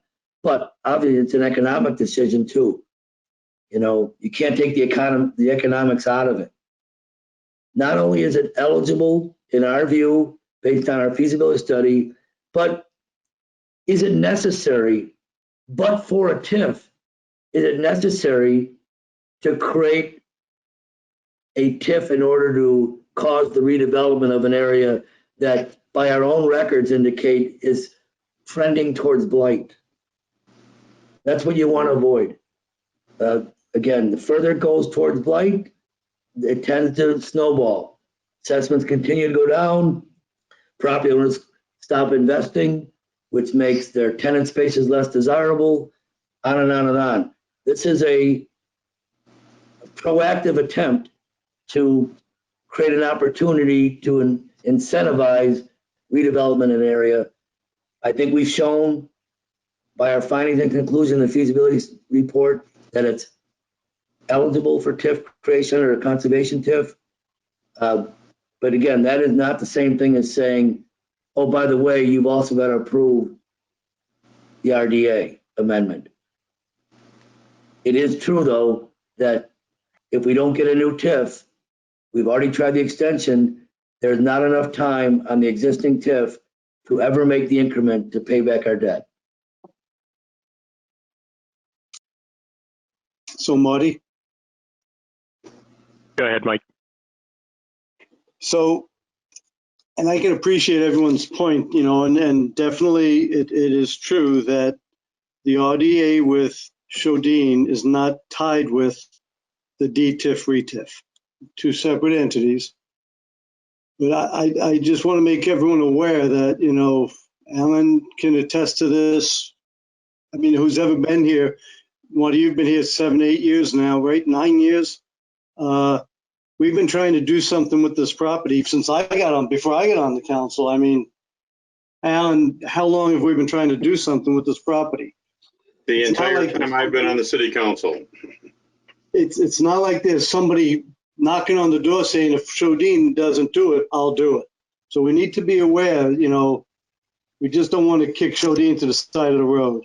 And if we do decide, you know, we don't want Shodine's building, or we don't want his development, we want someone else, we want to go in a different direction, you know, to put an RDA together takes a couple of years. I mean, that's what it took now. So we're going to start losing our increment again. And, you know, we'll have a new 23 years, and we start looking for someone else to come in and fill the bill and put together an RDA. We're back down to 20, 19, 18 years. It's not going to happen in a year's time. It's just, we need to be aware of that. I'm not saying we have to go with Shodine, but we need to be aware. He's invested a good sum of money himself, thinking that he was in partnerships with us. And when, you know, I personally was opposed when he came in and everyone said, and he had to take out his retail. I mean, it was an uproar. We need the retail in that development. I always believed we didn't need the retail in that development because the retail, as Chris was saying, and as you even said yourself, Marty, in the big box stores, the retail is really suffering. That's what David Patzelt was trying to tell us. I always felt that if we built this building and we had 200 rooftops, so to speak, and you had all that pedestrian traffic through our downtown, retail would follow. We have enough open spaces right now, empty spaces, that they can fill, that they would get filled. And David Patzelt, you know, took it out because he thought it wasn't going to be successful to them, you know, and they're in it to make money themselves. I mean, they're a capitalist company. But then we said, no, we want the retail. He put it back in. He's gone back and forth a few times, bending whichever way he could to kind of help us get there. And to just say now, well, if kick him to the side of the road, think someone else is coming, could be problematic. I just want to make everyone aware of that. And Mike, to be clear, I am definitely not saying to kick them to the curb or anything along those lines. What I've said is this project size what would be the comprehensive fit for our entire downtown? Because we have other parcels that are potentially being developed. This isn't the only big project that we have on the horizon in the downtown. We know that. And we have to balance the size, the physical topography of our downtown with the amount of people that we're trying to put into it. We're trying to make sure that we're putting 20 pounds into a 20-pound bag and not 30 pounds. And by that, I'm saying we do a comprehensive, are we doing the right scale of size of building for what is going to be at that location? Remember, when we were here 8 years ago talking about this, we were presented with different opportunities and different building spaces. We went with this one because it was the only parcel that could absorb a large amount of people that we were trying to put in. No other people, we didn't have any parcels that were open for that. Larson Becker is now open, as I've said the entire time. Larson Becker is now open. The Chase Bank area is now open. Those didn't exist those years ago. So when we were talking about density, we only had a couple places to put people. Now we don't. Now if we hold it back just a little bit in size, same developer could do it. We might be able to do something that could fit in that 20-year period. That's all that I've been saying on this the entire time, is we got to find the right balance of supply and demand. And I'm always of the opinion that you should always have more demand than supply. That's just my view. So, okay, well, I just got to say, I think we're in agreement on, we're definitely on agreement on density. We've been at this for 5 or 6 years now, just one development. I think we got to just start pulling the trigger on it. I mean, and Larson Becker, I don't believe is going to happen until this happens. Okay, I think this is going to be we need to get this done before Larson Becker is going to happen. And that's you're just 100% correct. I'm just my opinion. I mean, that's what we just heard Chris say. That Chris is the expert in this field. I am not, but I do listen to the people who do this every day, all day. And so as far as the Chase Bank goes, I believe there's something already scheduled for that. So I've had some people interested in that myself, and I was looking into it, and I heard that it was no longer, it was already something scheduled for that, which is a wonderful thing. But anyway, I think, you know, we defund and refund. I think that's important for the TIF. And I think we get going and quit throwing up roadblocks. Not that anyone was intentionally throwing up roadblocks. I probably rephrased that the wrong way, but I think we need to really concentrate on getting something done as soon as possible, because we are losing time once again. Once we re-TIF it, it's on the clock. Nope, I agree with you, Mike. It's just we're all listening to experts. We're hearing from different experts too. Thank you. I agree with you. Who else hasn't? Keenan? Hey guys. So this project has been going on for 5 or 6 years now. Having the density, having all of this in downtown Batavia is amazing, but I am tired of talking about it. You know, there are other projects that could be coming, that you said there's something coming on the Chase Bank lot. Let's let him pull the trigger on something that's going to stick within 20 years, and let's go. I'm tired of talking about One North Washington. Everyone's tired of hearing it. Let them come back to us 20 years, make it work, move on to something else. Let's start building Batavia and let's go with other things.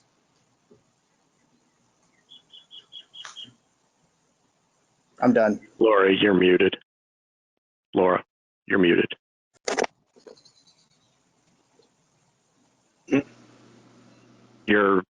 I guess your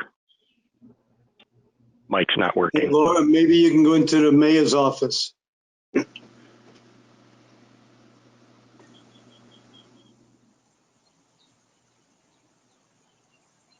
she goes. Just so you know, we were testing some things regarding the meeting volume and things like that today. So there may be some technical difficulties that still are kind of stemming from that today. Yeah, thanks, Scott. I may be able to get a hold of Bill de Blasio's sign language guy.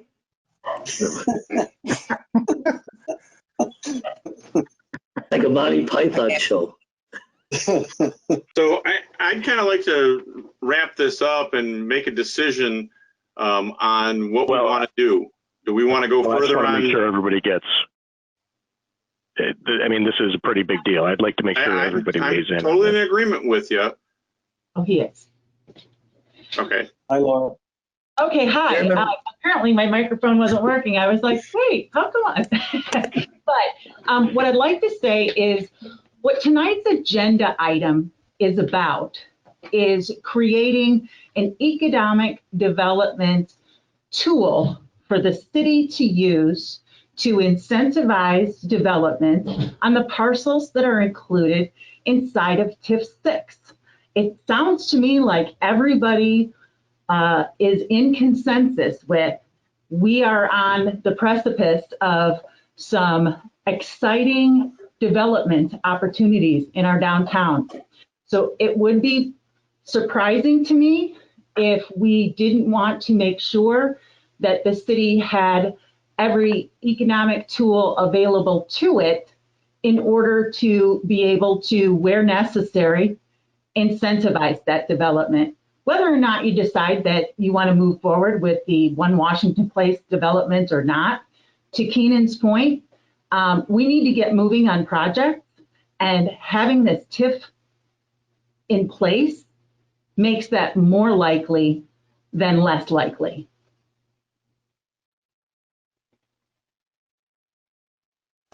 Jenny? Thank you, Laura.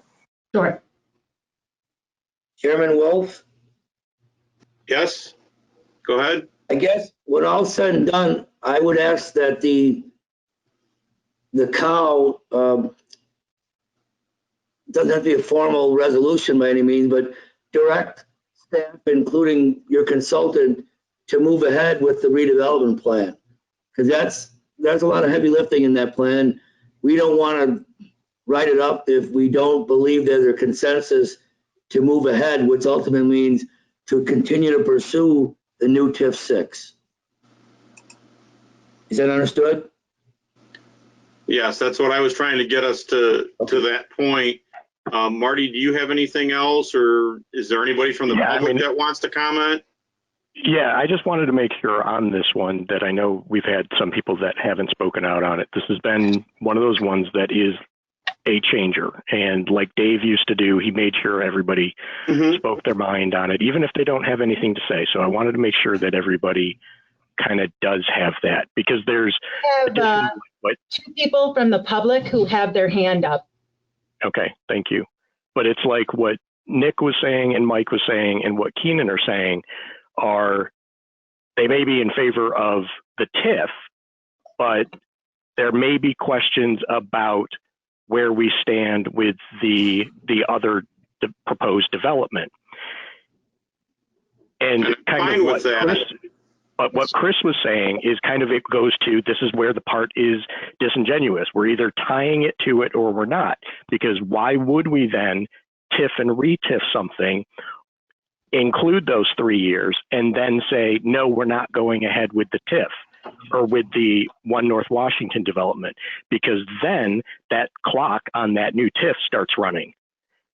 And if we weren't ready to say yay or nay, or if we're going to possibly say nay to the Shodine development, then you wouldn't want to enact a TIF 6 at this point, because then you're already eating into that time. The question has to kind of be, are we wanting to do this because this is what we're going to do with 1 North Washington? And if we're not, if the votes aren't there at a later date for continuing 1 North Washington, then we should not be doing it to create this new TIF, because we would be doing exactly what we're trying to prevent, cutting into time until it's actually needed. We can figure out what we're doing with 1 North Washington. If that's going to go, then re-TIF. But if it's not going to go, then starting a new TIF with a clock that starts running is kind of pointless. We end up in the same spot over and over, and then we'll be TIF 7. Well, then we need to answer both questions. And since the 1 Washington Place redevelopment was not on the agenda tonight, my recommendation would be that that goes on a future committee of the whole agenda, so that those members of the public who are interested in weighing in on that decision have an opportunity to participate in this discussion, because I think that that goes too far afield of agreeing to move forward with the redevelopment plan based on the findings of the feasibility study tonight. And that's where I am in 100% full agreement, because we don't want to say, I may be a yes to one part of it, but if we're not to the other one, then kind of shot myself in the foot by agreeing to put more time on a clock that we're not going to use. That's where these do go hand in hand, even though they're supposed to be separate. That's why I don't like this one, in all honesty. Marty, can I answer one question on that? I think we're also under a condition where existing TIF law is what it is, a 23-year gig, right? What if the state legislature decides this year or next, oh, by the way, TIF's only 10 years now, or it's only 15 years. I think if we're going to create a new TIF, including the additional 25 parcels or whatever it is beyond TIF 5, we do it now under current state law. Because the more I hear on the street, the more I hear, and we've been hearing it every year, there are entities and legislators that would like to see TIF trim back a little bit. And so let's say we go with the proposal that you're suggesting, which makes sense on its face. You know, why tee up a new TIF if we don't have a bird in the hand? Why not wait, which is what we've done, by the way, with the west parcels in Larson Becker. Why not wait? My fear is that if you think it's a good idea to increase the time on the existing TIF 3, for instance, by creating TIF 6 for the remainder of the parcels outside of TIF 5, then do it now. Because if the fall legislature or the spring of 2020 legislature says, let's redo TIF, and it's no longer what it is today, you may not get any more time to create any, appreciable more years onto a new TIF if you don't do it under the 2020 TIF law as it sits. Sorry, that was long-winded, but did it make sense? Nope, it does, and that's why I'm trying to make sure that we're not getting too far afield with hypotheticals, because as we've seen with this one, the delays in this one for another year or two and finding a rare spotted owl are probably likely more than the legislature is going to enact, and will be delayed on this one again. So I know there's all kinds of hypotheticals that could go out there about what may or may not. What I'm trying to consider is, if we are considering a new TIF to gain 23 years, we need to make sure that we're going to use those 23 years immediately for their full intent and purposes, because the city has incurred $1 to $2 million, and we want to make sure that the city is paid back for those things by a project. Any project, I don't care what project. Then it also has to be, with this project in mind that's on the table, is there a yay or nay for enough support for that? And that's why those things go hand in hand, but still remain separate. So do we have members of the public that want to Also, speak just then? to add into it, Shodine has filed for the amendment to the plan development, as well as the amendment to the certificate of appropriateness. So that has been scheduled for I believe the July 1st Plan Commission. And I don't know the date for the Historic Preservation Commission at this point, but they have asked us to proceed with going through the various approval processes for the amended project. Okay. Did anybody else want to say anything that's on council before we get to the two that are in the public? This is Tony here. Couple questions in terms of the, I'm not necessarily opposed to TIF 6. I like the idea of the opportunities that creates bigger and more possibilities in it. I'm not sold that size of project is what has to happen there. But the question I have is, the legislature has to approve this. When's the earliest they could do that? Would that be the veto session in November, or would we be waiting for the spring? The legislature has no bearing on this. The new TIF is strictly city council decision. You have to go through the JRB, and they're entitled to a recommendation. But yeah, this is solely within the authority of the municipality to create a new TIF. The legislature had the sole discretion on extending the existing TIF. But with respect to a DTIF, RETIF, okay, that goes through the process, and that's up to the council, Alderman Malay. Okay. All right. So that takes away the need to rush on getting 6 through. If we're able to do it in-house, so to say, maybe we need to come to an answer first, because clearly we're doing, this is a 6, DTIF, RETIF is about one Washington. Is Nick, I appreciate what you said there. We're not voting on both, but as the discussions come here, that's what it's about. And we need to decide if that's going forward. And so if can a new RDA not be reached without having a TIF in place, a new TIF? No. Seems to me we would get the longest timeline is to get if it's going to happen, get the RDA in place and then do the TIF, and then you got the longest possible window. We hope, you know what, I got to be honest with you, Alderman Lay, we hope that does happen. We expect to have an amended RDA for your consideration this fall. We can't rush, so to speak. We can hurry the redevelopment plan because we write that in-house, but reasonably speaking, that's a 4 to 6 week exercise. It's just how it is. But the rest of it is governed by statute. Convening the joint review board, the public hearings, airing the resolutions.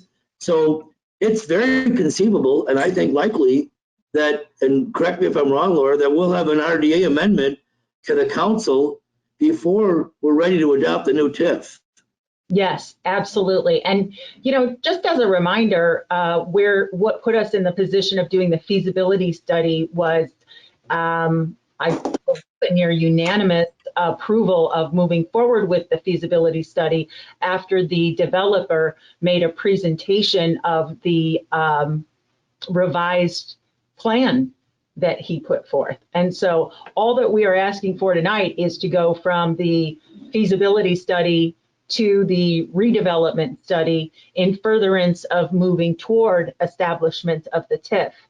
As has been noted in the past, there have been periods of delay, both, on one party, on the other party, no fault of either party.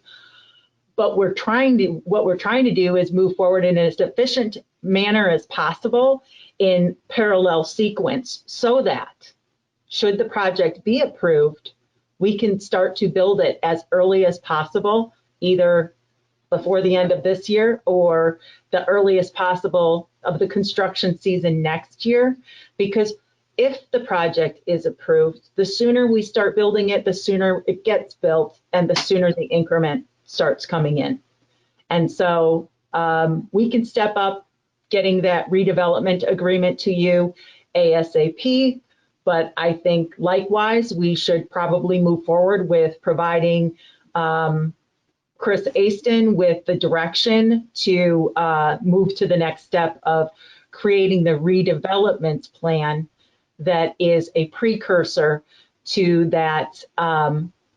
What's the next decision that comes back to City Council with regard to establishment of the TIF, Chris? Well, council doesn't necessarily have to take formal action except to set the public hearing date.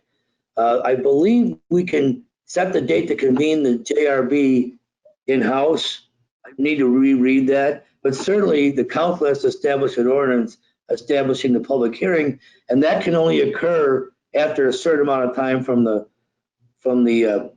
convening the JRB. But the council definitely has to give the green light to the project plan to be presented to the JRB. So really the next thing on our plate, Laura, is to write that plan document. And that would encompass all of the areas in the TIF, not just the redevelopment plan. Oh no, that includes all the opportunities that are in the TIF district and what may play out as redevelopment projects that would then affect the known revenue, anticipated revenues under increment, as well as anticipated costs with respect to our partnering with private development interests to make those projects happen. And I think it would be possible to bring the redevelopment agreement back to City Council in July. Yeah, I haven't talked to David, and Scott, help me here. Would we be doing the redevelopment agreement, the new RDA, while we're also doing the PUD and the historic preservation consideration? Yes, they would all be parallel with each other. Okay. Yes, there's a PUD in there. I previously sent the document out to council. So if there were any areas of change that you wanted to include in that document, if you could please forward that to me so that I can incorporate those changes as I bring the revised document back to you. All right, so I know we still want to hear from the public that is probably out there, but I know I just want to say, Laura, I know that you said the unanimous direction was. I know that maybe we might want to revisit the minutes of that meeting because it was to discuss the pros and cons for the establishment of it. That was what I stated. So my vote for the unanimous was not a go ahead and do this and get it all ready to go. It was, do we want to do this? And that's this part. And I don't think the next direction is automatically, and I don't think the next direction is to kind of I just want to make sure that we're not assuming that because we're having this discussion, we're automatically going into the next step. That might or might not be my vote. I haven't decided yet. Right. Nope. Perfectly clear to me, Marty. Okay. All right. So to public. Yes. I have a hand raised by Sylvia Keppel, and I am Sylvia. Can you unmute your microphone? Yes. Go ahead and. First of all, this has been a really great discussion tonight, and I applaud you for all the questions you were asking. And if you want to go back and revisit this sometime, I think you would see that you all did a very good job with the discussion. Okay, I'd like to go on to the state limits the TIFs to 23 years plus a single possible extension of 12 years. Why did they do that? What was the point behind that? They had to have a reason for doing that, didn't they? And I would say that the reason was to limit the duration of the TIFs because taxing bodies are missing out on their taxes during that time. And now I know that you're talking about getting this through quickly before anything changes. Why would they change? Because when it was written the way it was written, there are enough loopholes big enough to drive a truck through. And one of those is doing what you're talking about doing tonight. And that would the law that is right now had been proposed for this session it would limit and it would ban you from taking parts of other TIFs to create a new TIF, because that does violate the intent behind their laws and their limits on the years. TIF 1, if you were to take parts of TIF 1 and roll this into TIF 6, you're talking about parcels that are taken off the rolls for 54 years. That is an awfully long time. Yes, it would have an increase from a new base EAV, but that is 54 years. You still, all those 35 years that you've lost, those don't come back for the school district or the library or the park district. So I would like to make a suggestion. There is no requirement. You can do whatever you want in the formation of a TIF. Even if the Joint Review Board voted against this TIF, the city has all the authority to make the decision on the TIF. However, on the extension, it must be approved by 100% of the taxing bodies, and then it goes to the legislature for approval. I'm asking you to consider and to commit to allowing or applying the same standards to the Joint Review Board if you decide to go through with this TIF 6 as you would do for the extension, which means 100% of the taxing bodies have to agree to this TIF. And if it is a great idea, they'll go for it. Because 54 years is a long time for these taxing bodies to go without that money. So when I ask you to make a commitment to apply the same standards to this TIF formation as you would to an extension. 2, I would like to point out that one of the issues you didn't talk about is the but-for standard. But for this TIF, development wouldn't occur. I don't think you could go through with the but-for, because if nothing happened, if you did not form a new TIF, all of these properties are in existing TIFs that were created with the exact reasoning, but for the TIF, no development would occur. So if you did nothing, they are still in TIFs, and you can't argue that but for this new TIF, that development would occur. So that's it. And finally, I'd like you to take a look at the boardwalk shops. It's a great idea, and you've had great success. What makes those boardwalk shops a success? I would offer that perhaps it's because they are small and they have a very low rent that smaller businesses, smaller unique businesses can afford for a short period of time. And when you have a big stores, when you're trying to rent out space, that our property taxes are so high in Batavia, it might be prohibitive for shops to move into business owners to move into bigger shops. But these little shops are a nice alternative. And what draws people? I would say because they want to see what's there. They want to see what unique offerings these little tiny shops have. And you put a lot of these little shops in a small space, and you could walk to it really easy and see all the new things that are there. You might want to consider for the area in TIF 5, might want to consider looking at maybe expanding that model to something more permanent. Maybe a bunch of small shops at ground level with maybe 2 levels of apartments over it and only on part of the block, so you could still have parking behind it. Something to think about, but I would suggest look at the success of the boardwalk shops, see why they are a success, and see if you could expand that into the downtown. So just to reiterate, please extend to the Joint Review Board the same standards as the extension, and look at the but-for clause, and then look at the boardwalk shops. Thank you very much. Thank you. I think we have one more. Yes, this is Juliana Cancelo. Hi, everyone. Thank you for the opportunity to speak. I was hoping to be able to provide perspective as a business owner and also a tenant of a business in the historic downtown, in a building that was on Chris's presentation as a blighted building. There were really good, interesting points, and there are many things that I agree with. I do feel like the conversation moved a bit away from Chris's presentation, so I wanted to kind of go back to that. I might not understand all of the nuances of what a TIF is and does, and the existing ones, and how the laws and bylaws and stipulations would come out. But I do think that it's important for the city and the committee and whoever is going to be part of the decision-making process to think about the current state of things.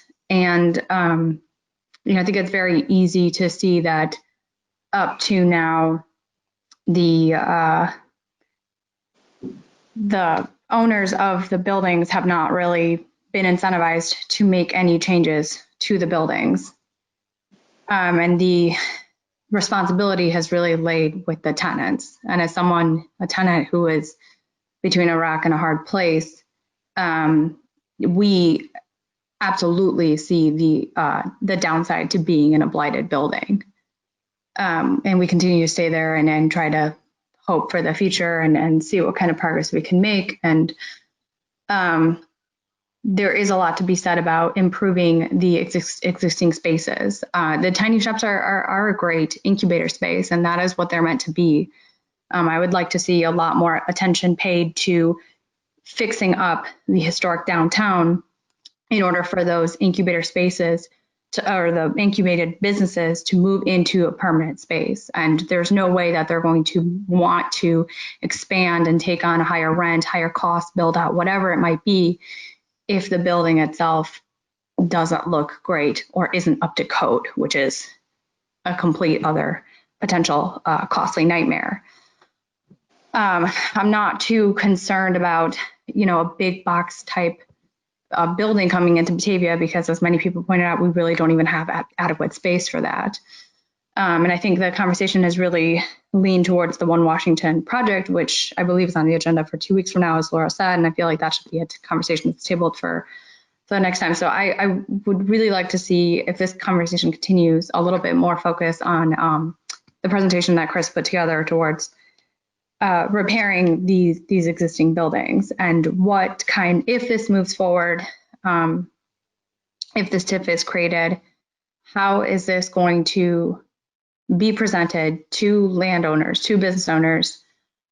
And is there anything that the city can do or will do to help tenants and landlords come to some sort of agreement where these funds can be appropriately used? I'm not sure if I'm explaining myself correctly. I'm sure everyone knows my business is Bocaditos. We're at 109 East Wilson. I don't think I need to go into the history of said building. I'm sure you're all aware. You've all been on city council for a long time. Laura, I think Juliana brings up a great point, especially as it relates to her building, because there was a significant incurred cost as it related to the easement and the approval of those funds that did go to that building owner. We know when we gave that money, there were specific improvements to be incentivized for the exterior improvements and certain interior improvements. But as comes with these things, we couldn't make a building owner do anything with those funds. But I think to her point, we specifically did give money in this project to the owner of that building. Now, whether or not they're being spent, that still goes to the owner of that building. I believe it was $125,000. I believe that's correct. And that's another positive aspect of establishing this new TIF, is that the increments may also be used for TIF eligible expenses related to any of the properties located within the TIF.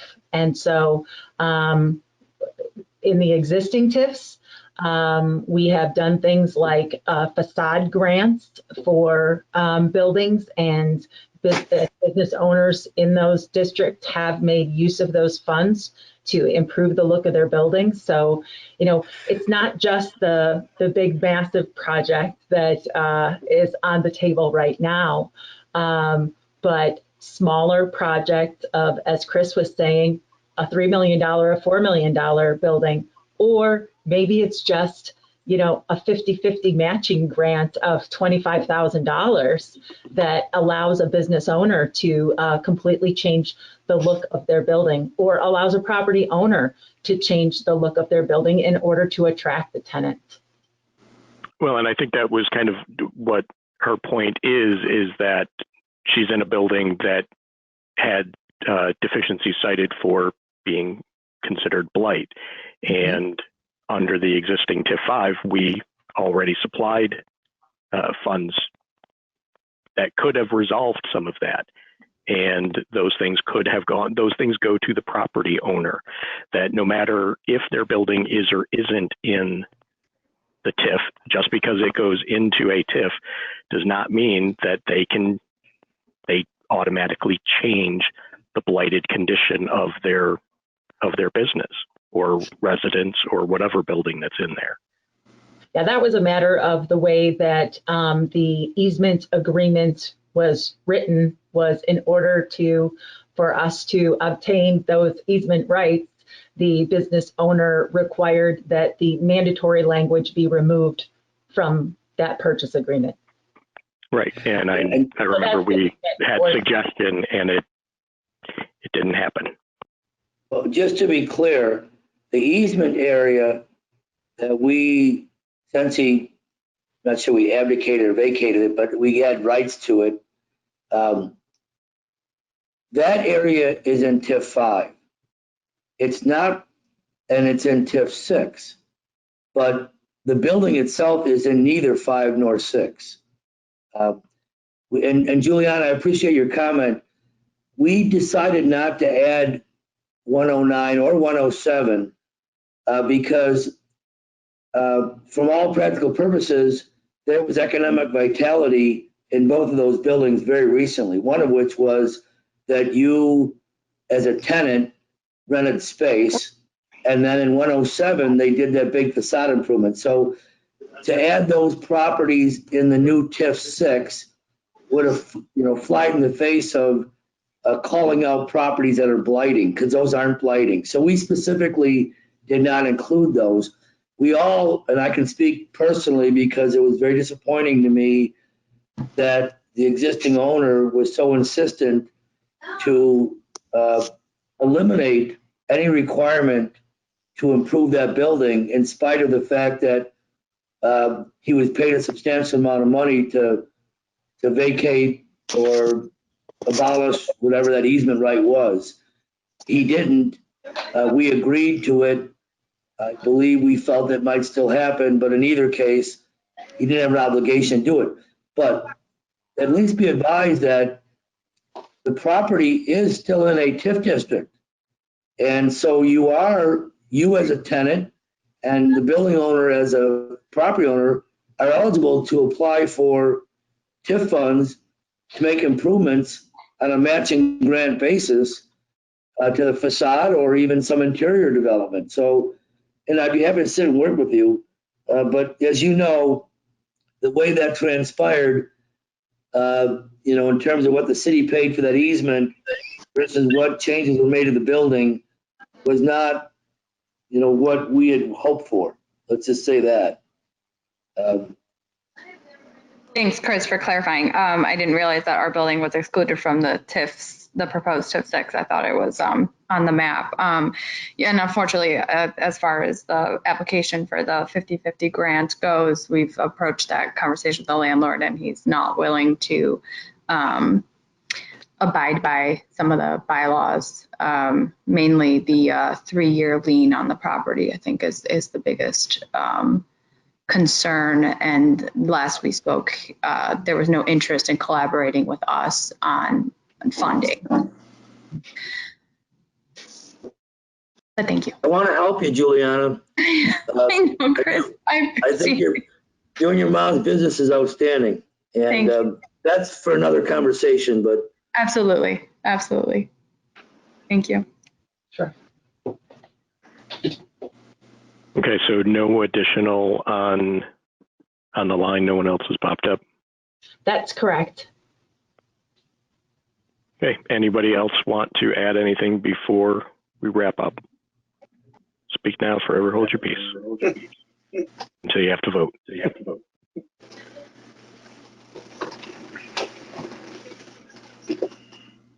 Okay, so Laura, Yes. what were you saying is lay out the options? Sure. So tonight's agenda item was the presentation of the report on the feasibility for establishment of TIF 6. And if we accept the findings in the report, then the next step in the process is that our consultant would engage in the work necessary to create a redevelopment plan for the properties that are part of TIF 6. So I guess it would be to accept the findings in the feasibility report and direct the consultant to move to the next stage of creating the redevelopment plan.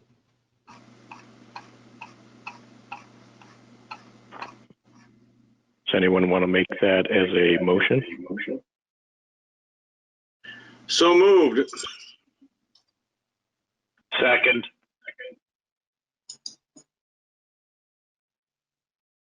Motion by Wolf, second by.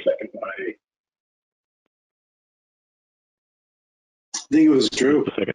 Yeah, McFadden. Oh, Drew's in. Okay, roll call.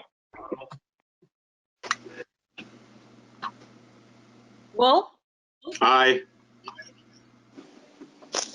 O'Brien, Aye. Callahan, No. Meisler, No.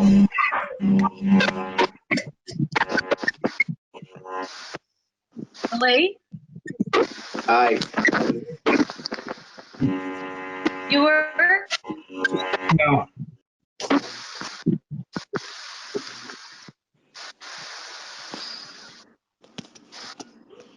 Theron, Aye.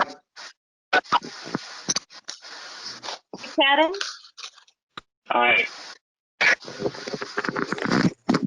Miller, No. No, Aye. What's the last one? Beck, Aye. Knopf,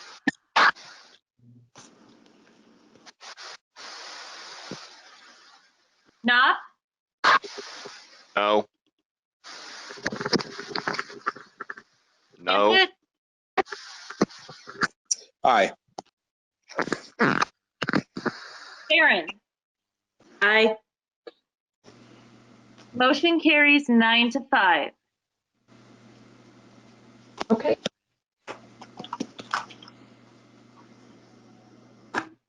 Okay.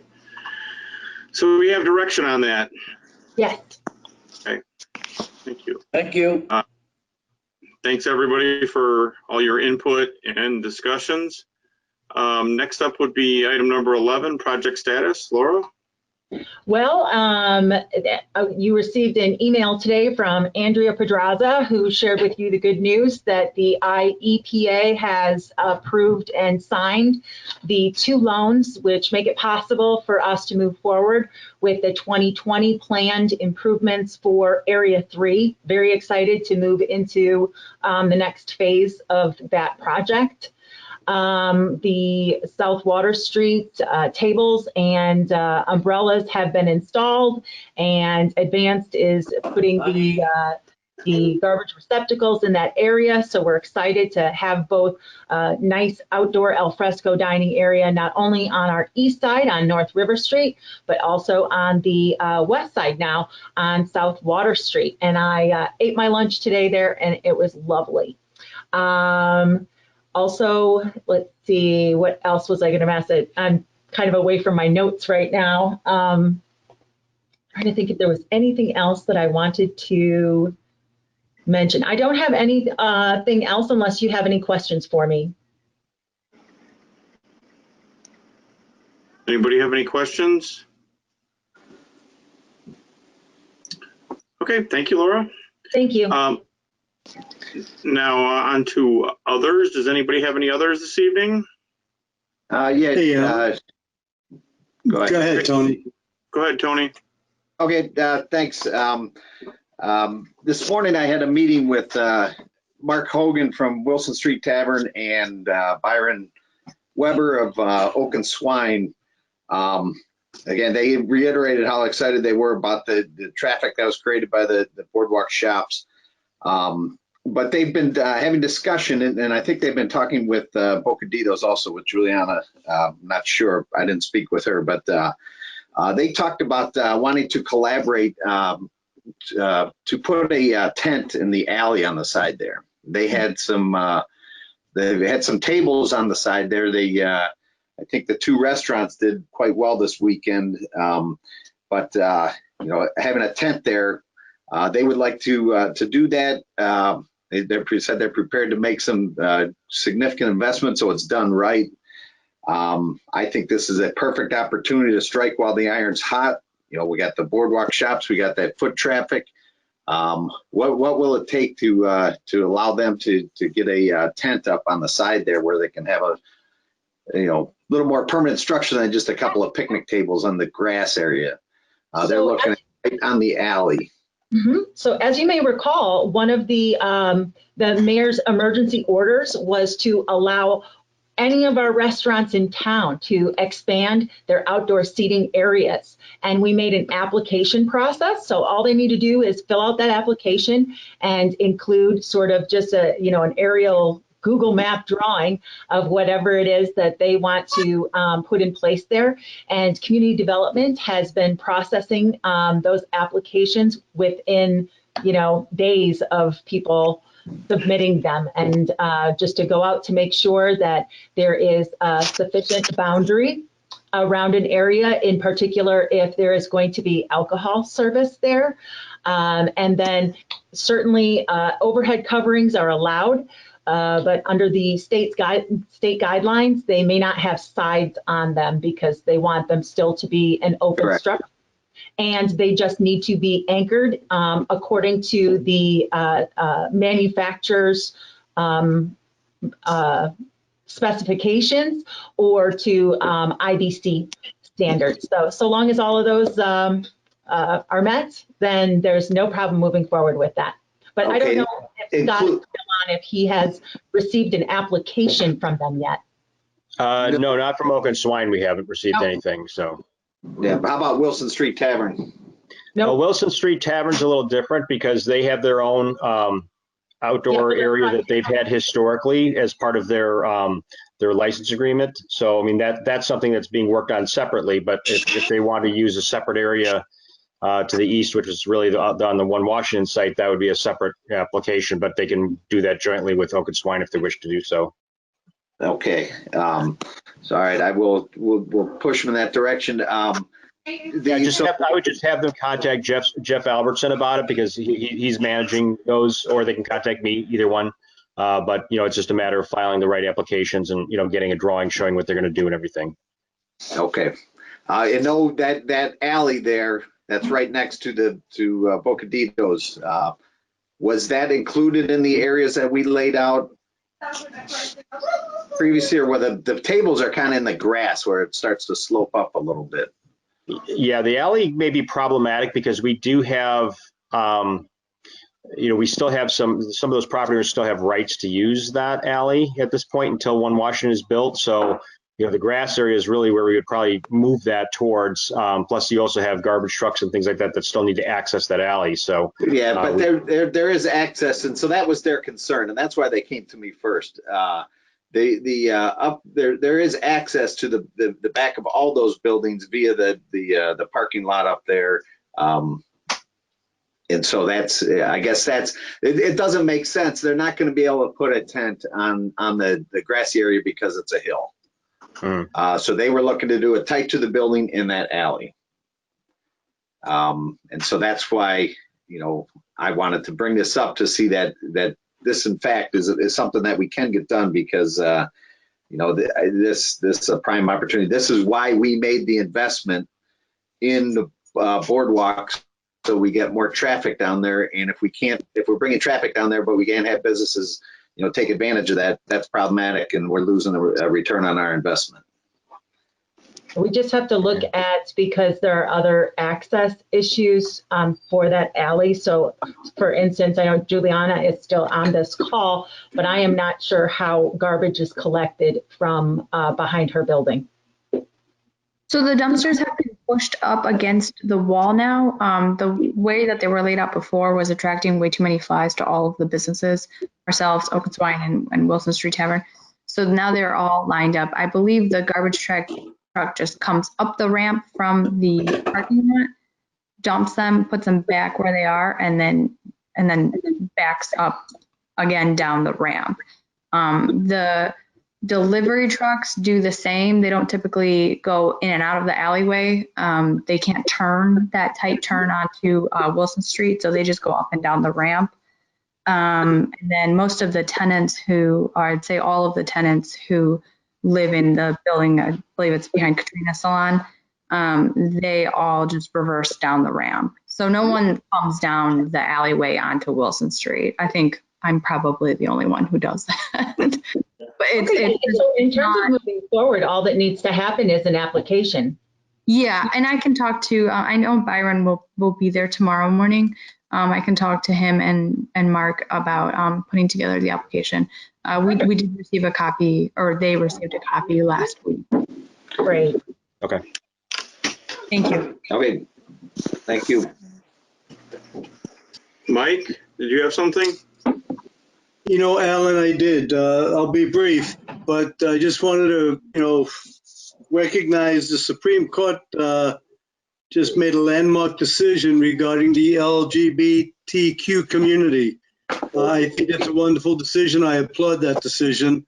It's time that all Americans have equal rights, and now the LGBTQ community is. Except for Catholics.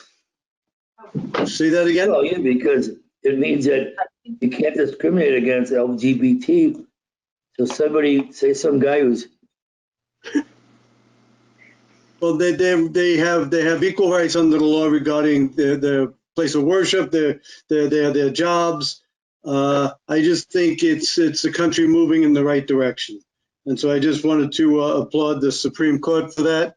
And my second point is, we've had across the nation for the last 3 weeks protests, for Black Lives Matter, and we as community leaders need to keep that on the forefront at all times. I know you're going to bed, but I just wanted to talk to you. The section I wanted to listen to just ended, and it's so disappointing. Say that again? The city council is lost right now. They're going to extend the TIF. They're going to extend TIF 6. Laura, you need to meet them. TIF 6 by taking parts of TIF 1 and TIF 3 and TIF 5 and rolling them together. So TIFs 1 and 3 were already extended to 35 years. I can mute her. I just don't know. So TIF 1, when it goes into this new You TIF are 6, still on air, Sylvia. So Sylvia, if you meant for your comments to be heard, if you could please raise your hand as an attendee, and then we'll go back to you. But you were talking at the same time as Alderman O'Brien. I'll go back to Alderman O'Brien and your comments on Black Lives Matter. Well, I just wanted to say thank you, Laura. It just, over the weekend, another black man was shot in the back. Regardless of what actions happened before that, he was shot in the back. And so it just raises concerns to me that Black lives still don't matter in parts of our police forces throughout the country, not Batavia per se, and in just some people throughout our country. And just again, as community leaders, we need to keep pushing the fact that Black lives do matter equally as anyone else's, white lives or brown lives or anybody. We're all equal citizens under the law and equal rights for all people under the law and under God's law. And so I just wanted to, say that and keep confirming that that's a point we should be making throughout our community all the time. Thank you for listening to me. Thanks, Mike. Thanks, Mike. Okay, does anybody else have any others? Hearing none, I'll entertain a motion for adjournment. So moved. Second. Motion by O'Brien, second by Knopp. All those in favor? Aye. Aye. All right, thank you for a long meeting tonight. Thanks, everyone. Good night, everyone. Good night.